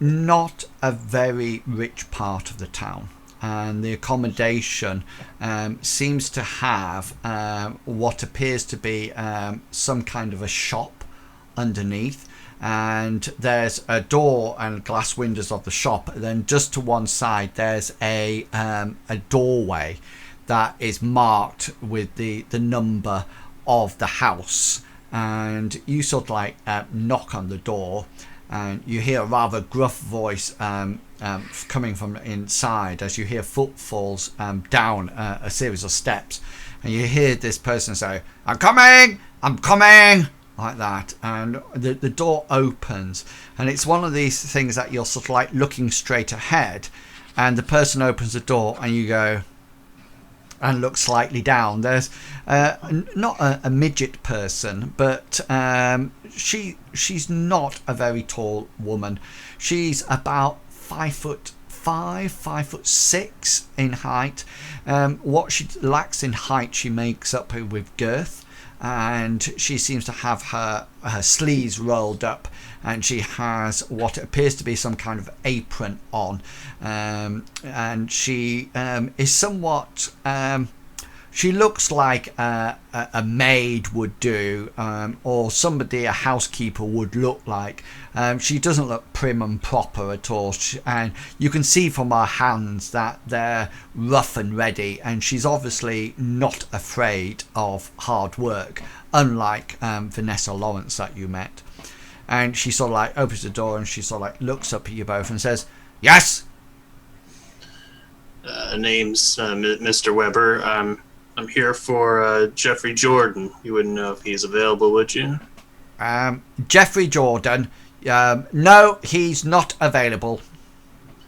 Not available? Not even for friends of Vanessa? Once I will go and ask.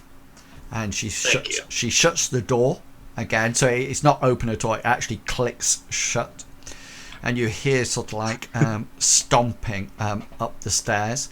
And then just make a listen roll, both of you. Ooh, listen roll. What a lovely woman, Dr. King. Charmed, I'm sure. I'm charmed. Yes, Dr. King, you do hear some muffled voices. It does sound as if she's talking to somebody. And then she comes down and she goes, and she opens the door again, and this time you're ready, looking down, and she says, "Oh, I have to say to you that Mr. Jordan is currently not available for guests, and you should leave your cards with me." Well, it's certainly a shame that we can't come in to see Jeffrey Jordan. We were certainly hoping we could help with the problem. Cast away the shadows, so to speak. She looks quite puzzled. Roll a psychology roll.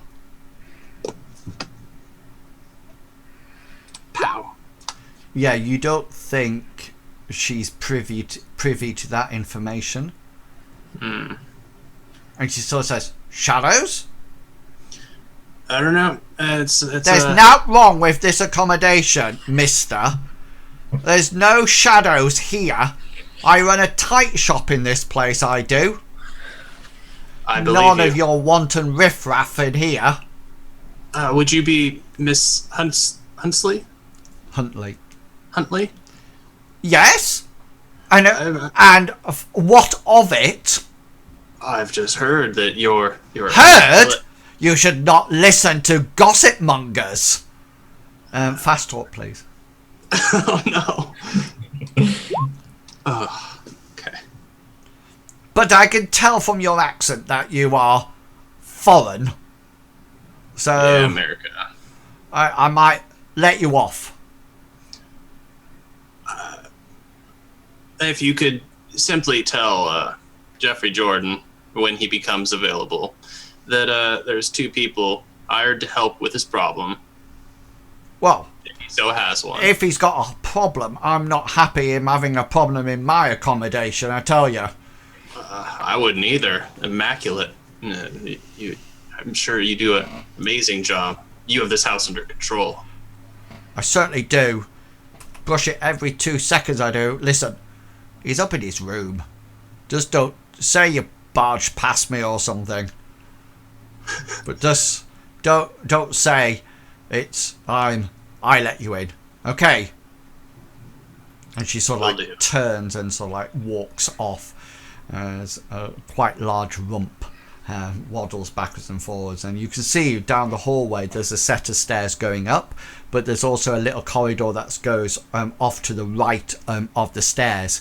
As you look at the left of the stairs, as you look at it, that seems to go through to a back kitchen or something like that, and she sort of like waddles off down there, and she sort of like talks about you can hear her muttering about general riffraff in the area. I love Miss Huntley. Huntley. I gotta remember her name if I'm in love with her. Anyways, in this case, Aaron Weber's gonna walk in and apply his feet to the stairs. Yeah. Okay. So there is. You go up the stairs and there's one door on a small landing, and it is obviously where Mr. Jordan lives.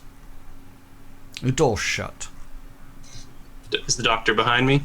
Oh yeah, Dr. King would have followed you up.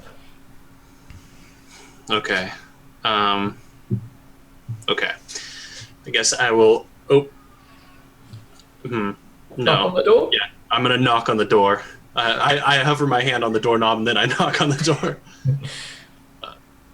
They're sort of like footsteps comes up, and the door opens just a little crack, and when it opens a little crack, you notice that he's not looking at your level, he's looking down as if he's going to talk to Mrs. Huntley again, and he opens it and says, just tell, what do you want? I want to help you. Help me with what? He says, I warn you, do not come in here. Do not threaten me. I am armed. I'm not here to threaten you. I'm not here to attack you. Make a spot hidden roll for me, please. Oh, dear.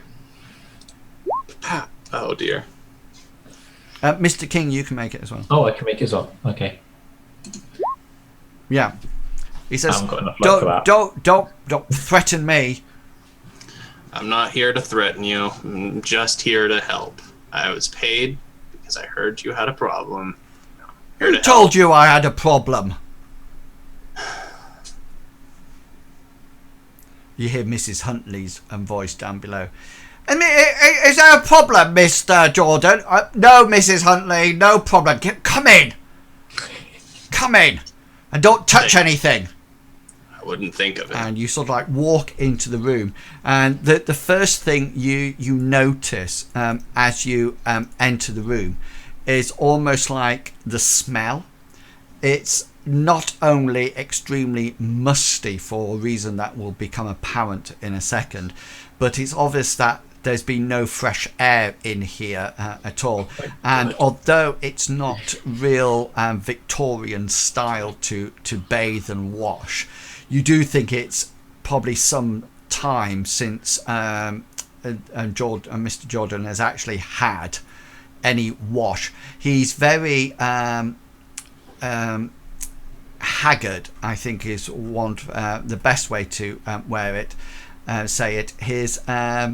His pallor is very white and pale and withdrawn. Doctor, make a medicine roll for me. Medicine roll incoming. Nice. Yeah, you don't think he's ill. You think it's more probably not going out or staying indoors all the time, or not having enough sleep. That's what you think. His hair and beard are almost like prematurely white. He wears sort of like thick eyeglasses, and he's very. If I had to sum up his manner in 4 words, it would probably be nervous, jittery, excitable and impatient, maybe. The other thing that you do notice is that round the room there seems to be a lot of cups that are quite stained inside, so you think he's probably drinking a lot of tea and coffee. And the other reason for the stuffy smell is that he's actually puffing non-stop on a Sherlock Holmes style pipe. You also notice that the room is, you can see the bed. The bed is probably the only clear surface in the whole of the room. There seems to be unkempt jumbles of books and periodicals and papers and archaeological artifacts, or almost like knickknacks. You also notice that there's some things that you have seen in the British Museum, and sort of like statuettes, and there is a small statuette of the god Anubis there. There's also could you both roll for me an education roll for me, please? You I might luck that one, actually. It's only 3 points. Okay then. So so cross them off. The other thing that you notice is that there's what appears to be Mr. Webber, you actually on your trip across saw somebody actually transporting these and trying to sell them. They look like Celtic rune stones. So stones with Celtic symbols on them, or runes. They're meant to bring various good luck, etc. But it's all poppycock and made up. Okay, yeah. Okay then, off you go. So I've heard you've been having a problem. I gesture towards the statuette Anubis with something like this. He says, "Who you been talking to?" There's no use in lying to you. You seem like a cunning man. Vanessa made a request of us to check in on you to solve the problem. Meddling girl. No, I'm fine. I'm sorry, Mr. Weber. This Weber. Is my cohort, Dr. King. He sort of like turns and nods.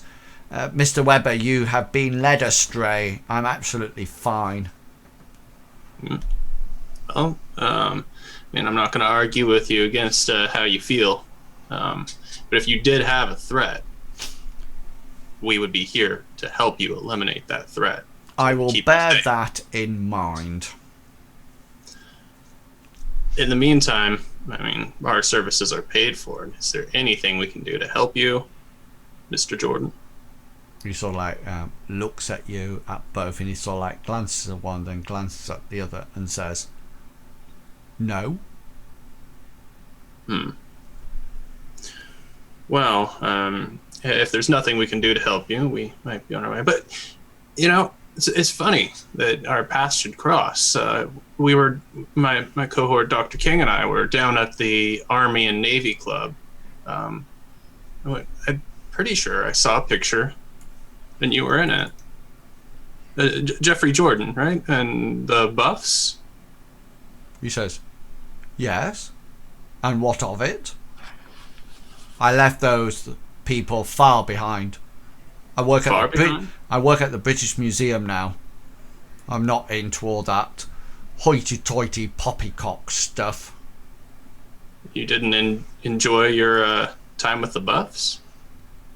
Do I look like I would enjoy my time marching across hot deserts, carrying a regimental rifle and being shouted at by overblown, pompous officers? Met some of those officers, actually.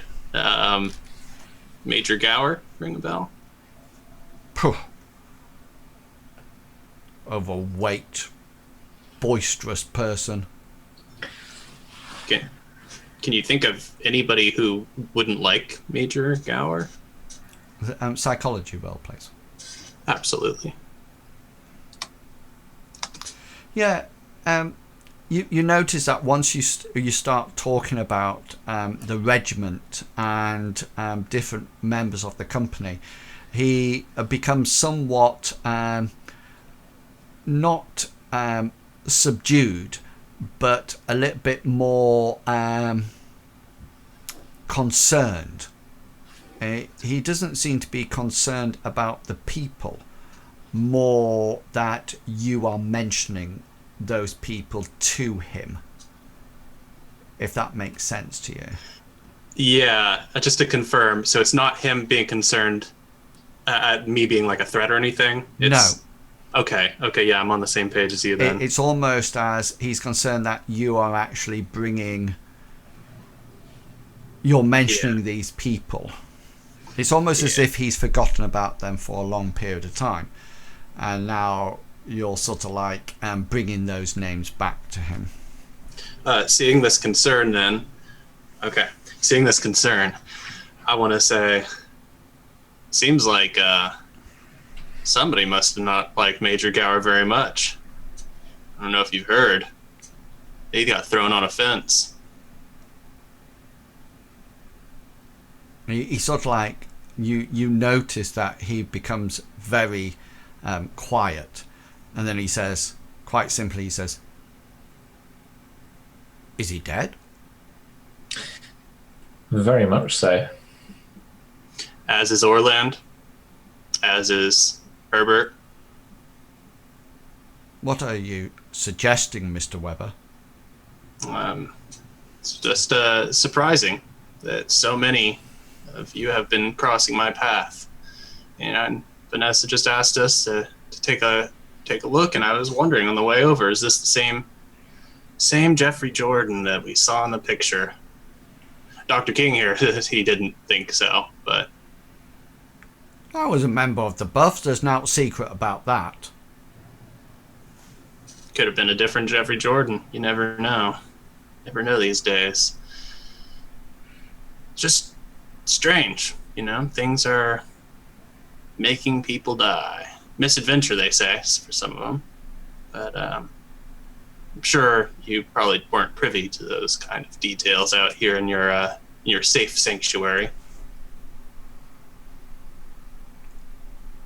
I'm going to let you into a secret, Mr. Weber,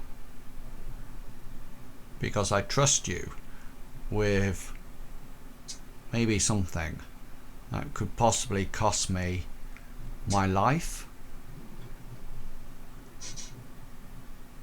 You can trust me. Colonel Hollingsworth, do you know about Abadan? Yeah, actually, we do. We know a little bit about Abadan. That's He gestures to two chairs that are. There's a small bit on both of them that you could probably just park gingerly on the end without touching scrolls and books and statuettes. And he's sort of like perched down, sitting down, and he sort of like slumps in what appears to be a grand reading chair, swivelly. And he sort of like says, "You know about Abadan? Really about Abadan?" We know some things. We know there was nefarious, certain goings on that happened at Abadan that you were, or the regiment was asked to put a stop to, shall we say? Yeah, that was quite simple. Have you ever wondered how Colonel Hollingsworth lives in such a grand mansion?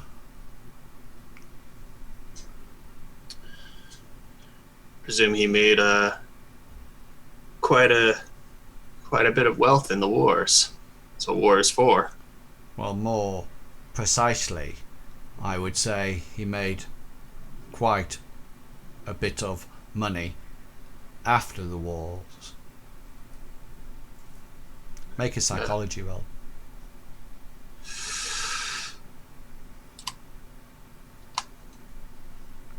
Nice. He says, "To be honest with you, we both did. There were certain artifacts that we didn't reveal to the other people. The Colonel Hollingsworth, knew of my, shall I say, expertise, and so I got them priced, and the majority of them we sold." He, as you can see, he sort of like glances round at his room, "did very well from it. I, however, could not take the money. However, two things are left from that escapade. Two physical things, barring the memories, the nightmares that sometimes haunt us at night of the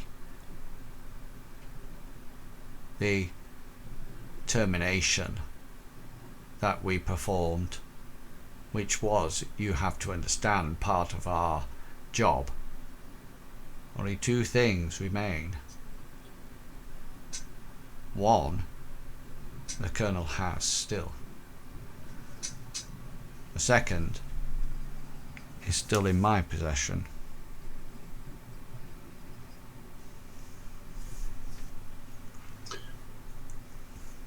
What are these artifacts? Pieces of gold? Pottery from a village? Oh, if it was as easy as that. He seems to be almost like contemplating whether or not to tell you something, and he seems to be sort of like mulling it over in his mind, and he says,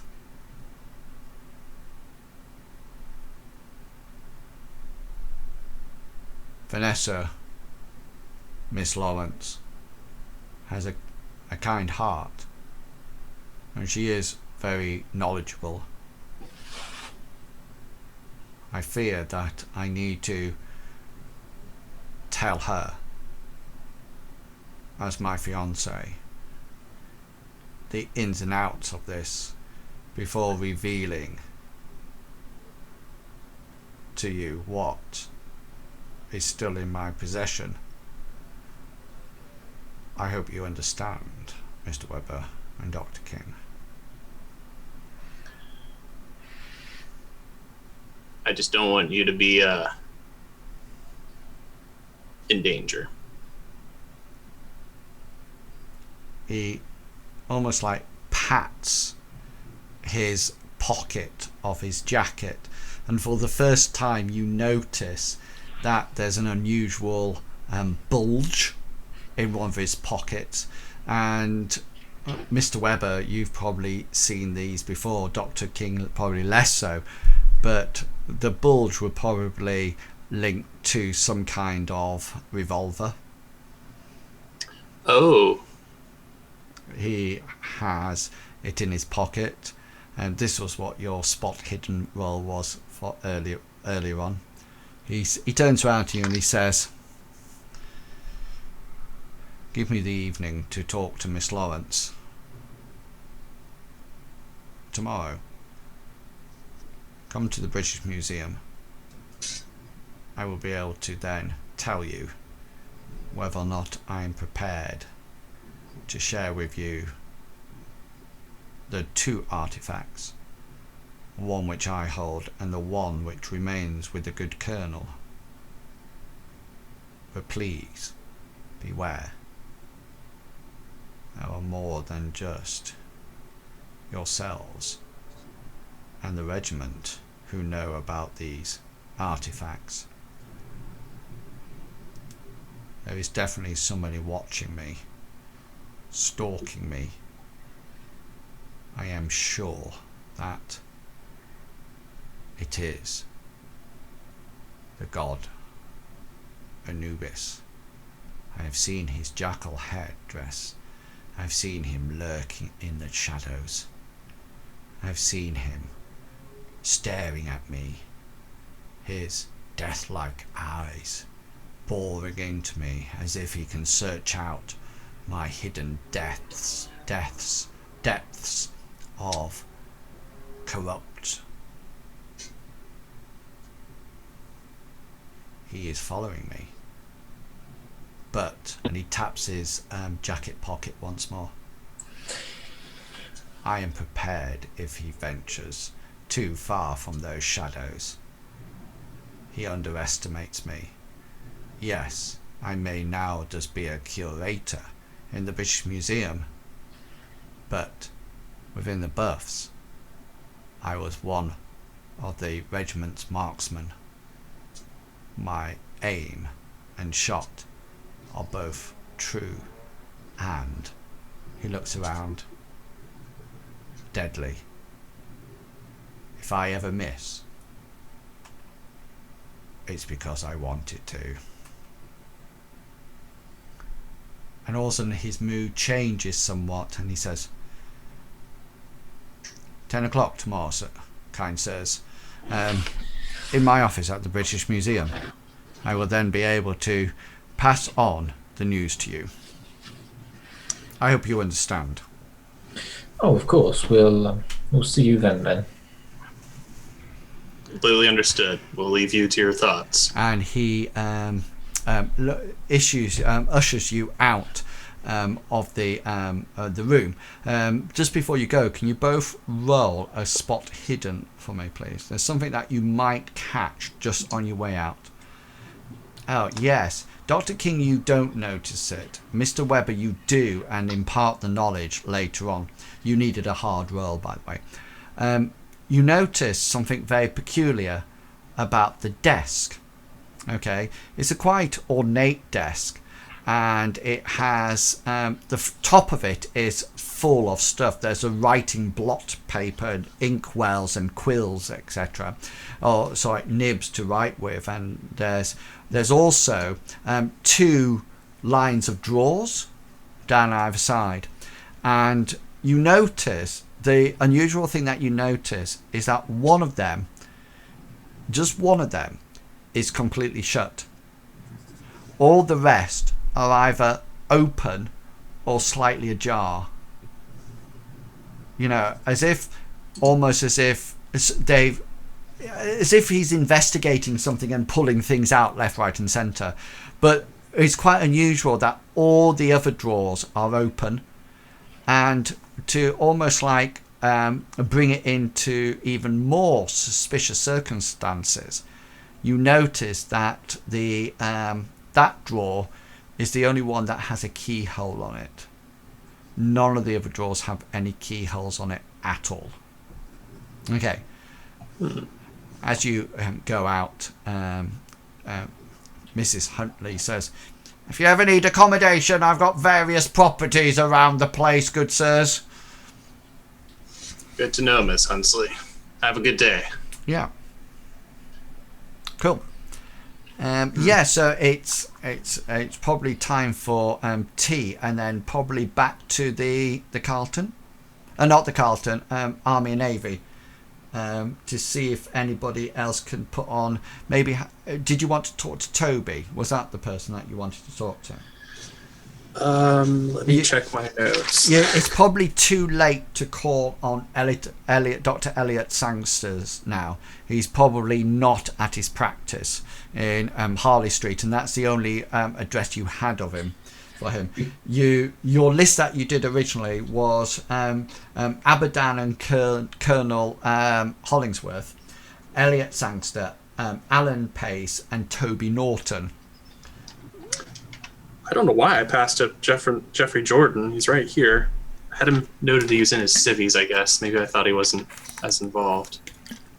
But yeah, definitely Carlton for some tea. That's a Carlton for tea, and then we can probably go to the Army Navy and inquire after people or leave messages and that sort of thing. You indulge in a light tea before, and probably decide that you will take supper from the Army and Navy Club, and because you need a member to actually get into the Army and Navy Club, because remember, you are not actually members.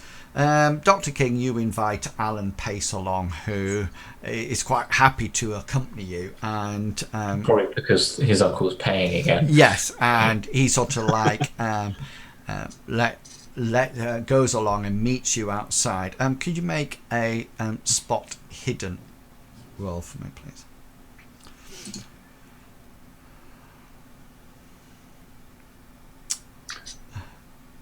Is that both of them? Oh, sorry, I didn't know if I was included there. No, yeah, both of you make one. Yeah. Weber has eyes. Yeah, cool. So as you approach, it's another foggy night in London in 1888, and there's the odd hansom cab clip-clopping by with the horses, and there's almost a bit of a chill in the air, and you're all sort of like wrapped up as you journey, knowing that you'll be able to take your coats and hats off. And Mr. Weber, as you approach, Dr. King greets Alan Pace, who arrives on with a separate hansom cab, and they sort of like shake hands very manly, and they go to walk in, and you turn to follow them in. And as you walk in, you notice off a little bit further down in the same direction where Major Gower was killed. You almost through the mist can see a figure, and it seems to be leaning against the railing, very nonchalant, as if it's watching rather than taking any actions. And you sort of like catch it out of your peripheral vision, and you look at it, acknowledge it, and carry on walking. And it then suddenly dawns on you that you're sure it had pointed ears going up the side of its head, and this revelation almost like acknowledges itself in your brain, and it's just like, what? And you look back again, and the fog is still around, but there's definitely nobody stood there. And you ponder this for a while, and then sort of like walk in. Toby is there. He's doing his normal job of sort of like taking hats and coats off people, and he shows you to an appropriate table where you order your supper and eat that, having general chats, and then you retire to the drawing room where you will take brandy. And Dr. King makes a point of avoiding the fish this time. Yeah. Okay. After what the Major said last time. Yeah, and you sort of like there's almost like a hushed silence, and you notice that the regimental picture has a black cloth draped over it, not covering it, but just sort of like draped over it. And several of the members come up to Alan and sort of like shake their hands. Oh, dreadfully sorry about the Major. Very sorry. Yeah, hideous. Absolutely hideous. You know, and Alan's going, oh, thank you very much. Yes, we didn't expect it at all. Very ungentlemanlike, leaving him like that. Quite unfortunate. And this sort of like happens throughout the meal and sort of like afterwards. Yeah, what would you like to do?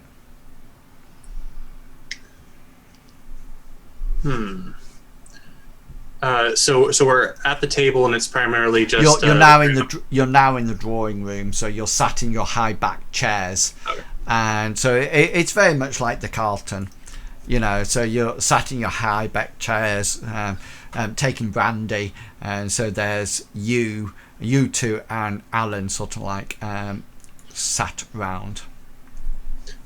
Okay. I'm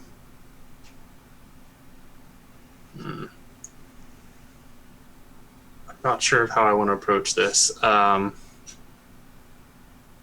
think Aaron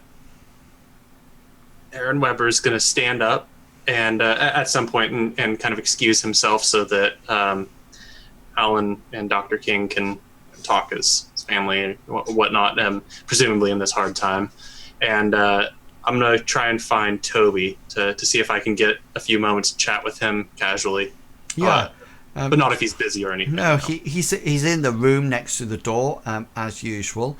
And he sort of like sees you coming, and he almost like acknowledges you as not as upper class as the other ones. You seem more down to earth to him, and he sort of like says, "Yeah, do you want to sit down?" Absolutely, Toby. If you have a chance, some time to talk. What's on your mind? That's the weirdest thing. I saw a weird-looking individual outside just a moment ago.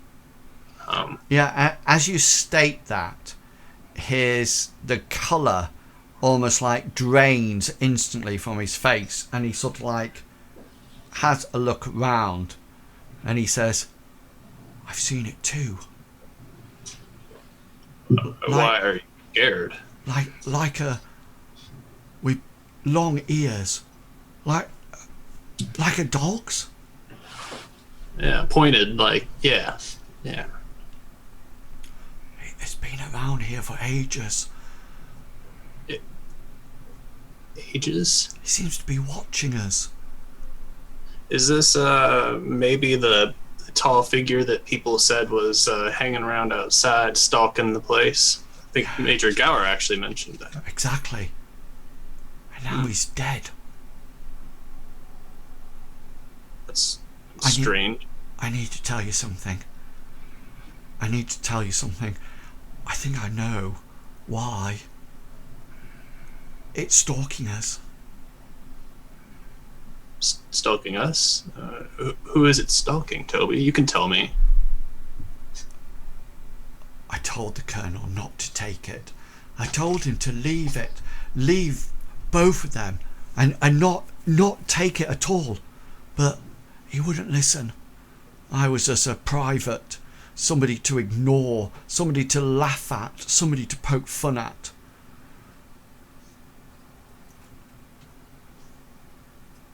We went to eliminate a group of people. Colonel talked about being a cult, worshipping strange gods, indulging in strange practices. I said to him, just leave it alone. But he ordered us. You understand that, Mr. Weber, don't you? He ordered us. And it was hideous. There was blood and people And we killed every single one of them. Just where they stood, in their robes. We shot them. We hit them. We stabbed them. We killed a whole lot of them. The colonel almost like had a smile on his face. And then he said, "Take what we can, people." There were jewels and stuff. And I said, "No way, Colonel. No way." And he ordered me. And, well, I went to pick something up. And he said, "No, that's for us." And being just a private, I went off to get something else. We stuffed our pockets. And we left the room. The people bloody and dead.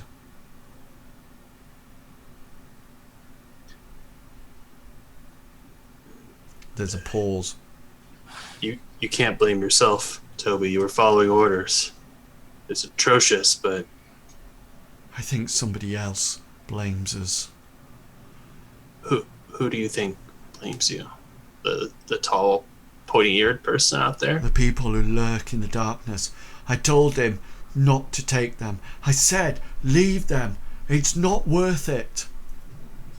But you know what the colonels are like. Yeah.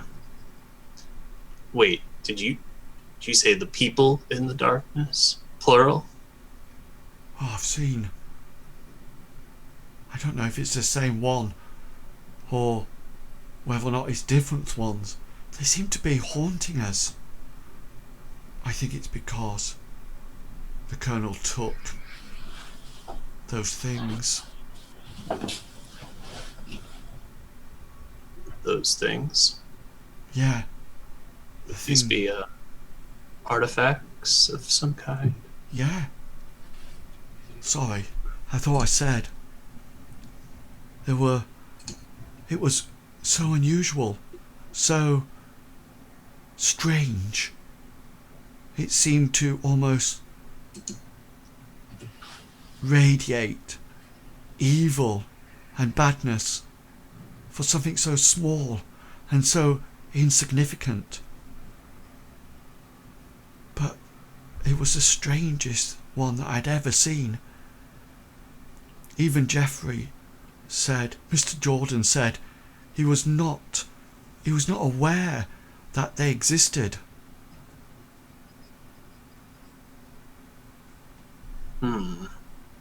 And Mr. Geoffrey seems like a very learned man about those kinds of things. He is very. He's not like the other officers. He's like me and you, but maybe more intelligent than me. Oh, Toby, you're intelligent in your own rights. You've survived this long. I just told him, and yet they picked it up, laughing, and saying it would probably earn a good bob back in London. It seems like it surely did. Unless he still has it. Do you think he still has it?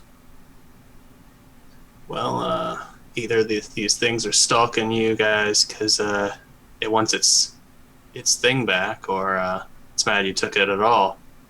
In one case, maybe we can get these things to go away if we return the artifacts. Is that what happens when you take one of these?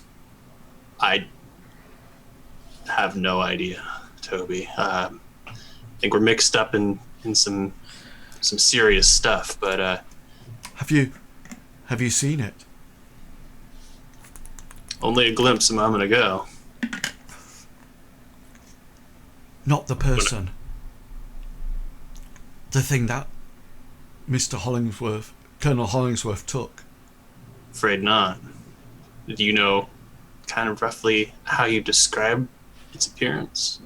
Oh yeah, I'll never forget that. It was. All of a sudden there's a shout from outside. Toby! Toby, where are you? he says, he turns around to you and says, "Well, one minute, I'll be back. You notice there seems to be a newspaper on his desk. It seems to be, it's not open. It looks like it's been folded several times, but folded in a strange way, as if it's been folded to focus on a particular story. And you go over to it and you have a look, and you notice that it's the story of Orland Reynolds, and there's been a huge ink circle put round it, and you sort of like pick it up wondering, and while wondering you hear from out the back a hideous cry, a scream that sounds almost like half Toby Norton's cry. It's definitely a man's cry. It's sort of like is more of a scream, and you quickly get up, and Dr. King, you notice that everybody sort of like looks round in the main room as if to say, who's disturbing our tranquility here?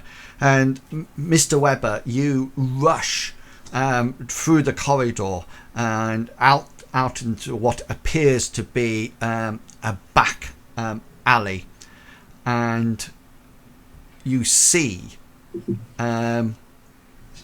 two things. Oh no. Can you, first of all, could you roll a spot hidden roll for me, please?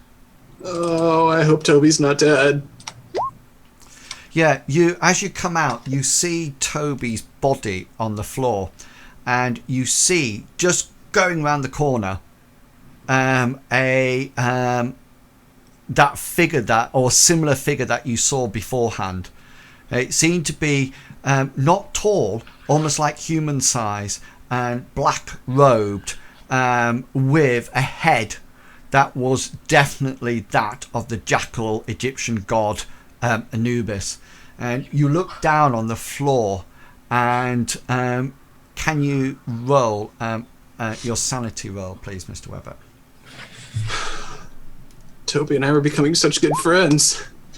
You're successful, and you don't lose any sanity.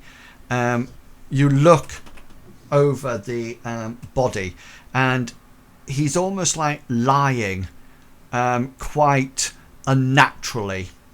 And Dr. King, you suddenly arrive on the scene, and you look down, and to you, Dr. King, straight away you understand. Oh, you need to make a sanity roll now as well. I need to make a sanity roll. No. Oh, right. So you fail your sanity roll, so you will lose. It'll come up in a second. 3 points of sanity. It just goes, and you suddenly realise that Toby has not broken his back. He has had his spine snapped. Obviously, by maybe forcing him down over an object or a knee the wrong way. And you look down at Mr. Webber, and his face is frozen in terror, and as if he's almost like seen his nemesis, seen the thing that's been stalking him over through time immemorial.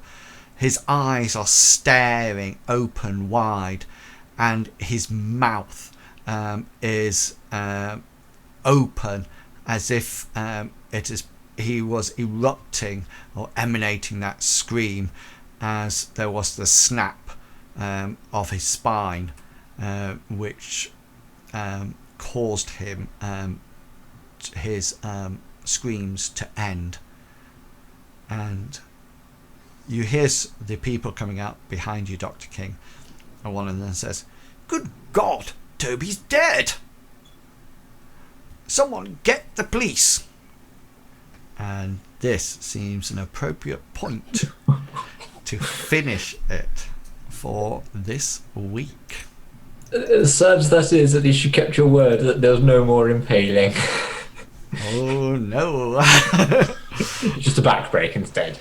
Do you want to know, Mr. Webber, I think people should stop befriending you. Yeah. Everyone. I think Dr. King's going to take a long holiday. Well, I hope Gladys and Miss Hunsley are both okay, because I've not super attached to them. Well, poor Toby. Dead. Toby! And just as he was going to tell you what the Colonel had. So much information. All of my hypotheses about what was going on, all of them wrong. So, next Thursday, we will start the adventure from this point. There will be no skipping over time or anything like that. We will start the next adventure right from this point. You guys stood outside, very similar to how we finished it last session. We seem to end with a death. So there we go. So it was the death of Rose at the end of the previous session. Oh my gosh, it was. Yeah. Last session ended with the death of Major Gower, impaled, and this one ended with the wonderful Torby Norton having his back snapped as he obviously met up with his nemesis. Brilliant. Well done, guys. I hope you enjoyed that. That was really good. Thank you. I hope you have some more information and clues. Do not forget that there is a Discord chat that you can participate in. I set that a direct one that you can talk to each other, or you can put it in the main one. That's absolutely fine. Does anybody have any announcements that they would like to make? Nope. I believe. Sorry. Tomorrow evening, and you guys probably won't be able to see it since it's around my time evening. I think we're doing another round of Revolution on Wrath Inspired's channel, where I play a big, helpful ogre boy. Excellent. It's all on YouTube, so if you're really interested to see how I play, is it on YouTube? yes, and could you send me the link or pop it into our Discord? And we absolutely. can it there. That'd be fantastic. You want to hear me play a drunken ogre? Yeah, it'd be lovely to listen to. Yeah. So, but that should be tomorrow. Fantastic. Now, just so you know, we will be back, all three of us, with some extra people on Saturday, because 7 o'clock BST time on Saturday we will be playing Mithras, which is a fantasy role-playing game based on the D100 die, very similar to Call of Cthulhu, but set in a fantasy setting with skills, etc. The party consists of Mr. Pickles, Longshanks CPG, Chugga Wugga, and Medivac, and they are currently. Have you just seen the mountain? Yes, you've just seen the mountain. Oh yeah. And realised what was up ahead. Yeah, and Bartleby suddenly recognised that the symbol on the map above the mountain stood for dragon. That's where we finished it last time. So that's going to be a fun adventure. And then on a Tuesday we play Shadowrun here at 7 o'clock BST time, and currently in that they are in what appears to be some kind of shelter underground, and Studley the mage has just walked through a door and nearly fallen down a pit filled with spikes, and is currently holding on to the end. And they've just come out of what appears to be a bedroom with scorch marks, and the last thing that Studley heard while he was hanging on to the edge was this deep guttural growl from the next door. And if I remember correctly, Billy Bob is walking around with a ghoul. The ghoul's comlink is going, Dave, you know Dave. Dave. He's got a ghoul over his shoulder for some unknown reason. I've yet to figure it out. So, yeah, and please do press that follow button, because I will be around playing Elder Scrolls Online if and when I can. So, yeah, come along. I'm currently doing a lot of battlegrounds, showing my prowess in the battlefield, so it's worth coming along for a giggle rather than a demonstration of how to do it. So, yeah, so we will be back on Saturday for Mithras, and the same time here next Thursday at 7 o'clock BST time, 1900 hours for Call of Cthulhu. So, hope you enjoyed it. All the past episodes are on my website, inwills.co.uk. So, it just remains for me to say in my usual way, please remember to be who you are and say what you think, because the people who mind don't matter, and the people who matter don't mind. Have fun, and I will catch you all later. And until then, consider yourself well and truly waffled. Have fun, guys.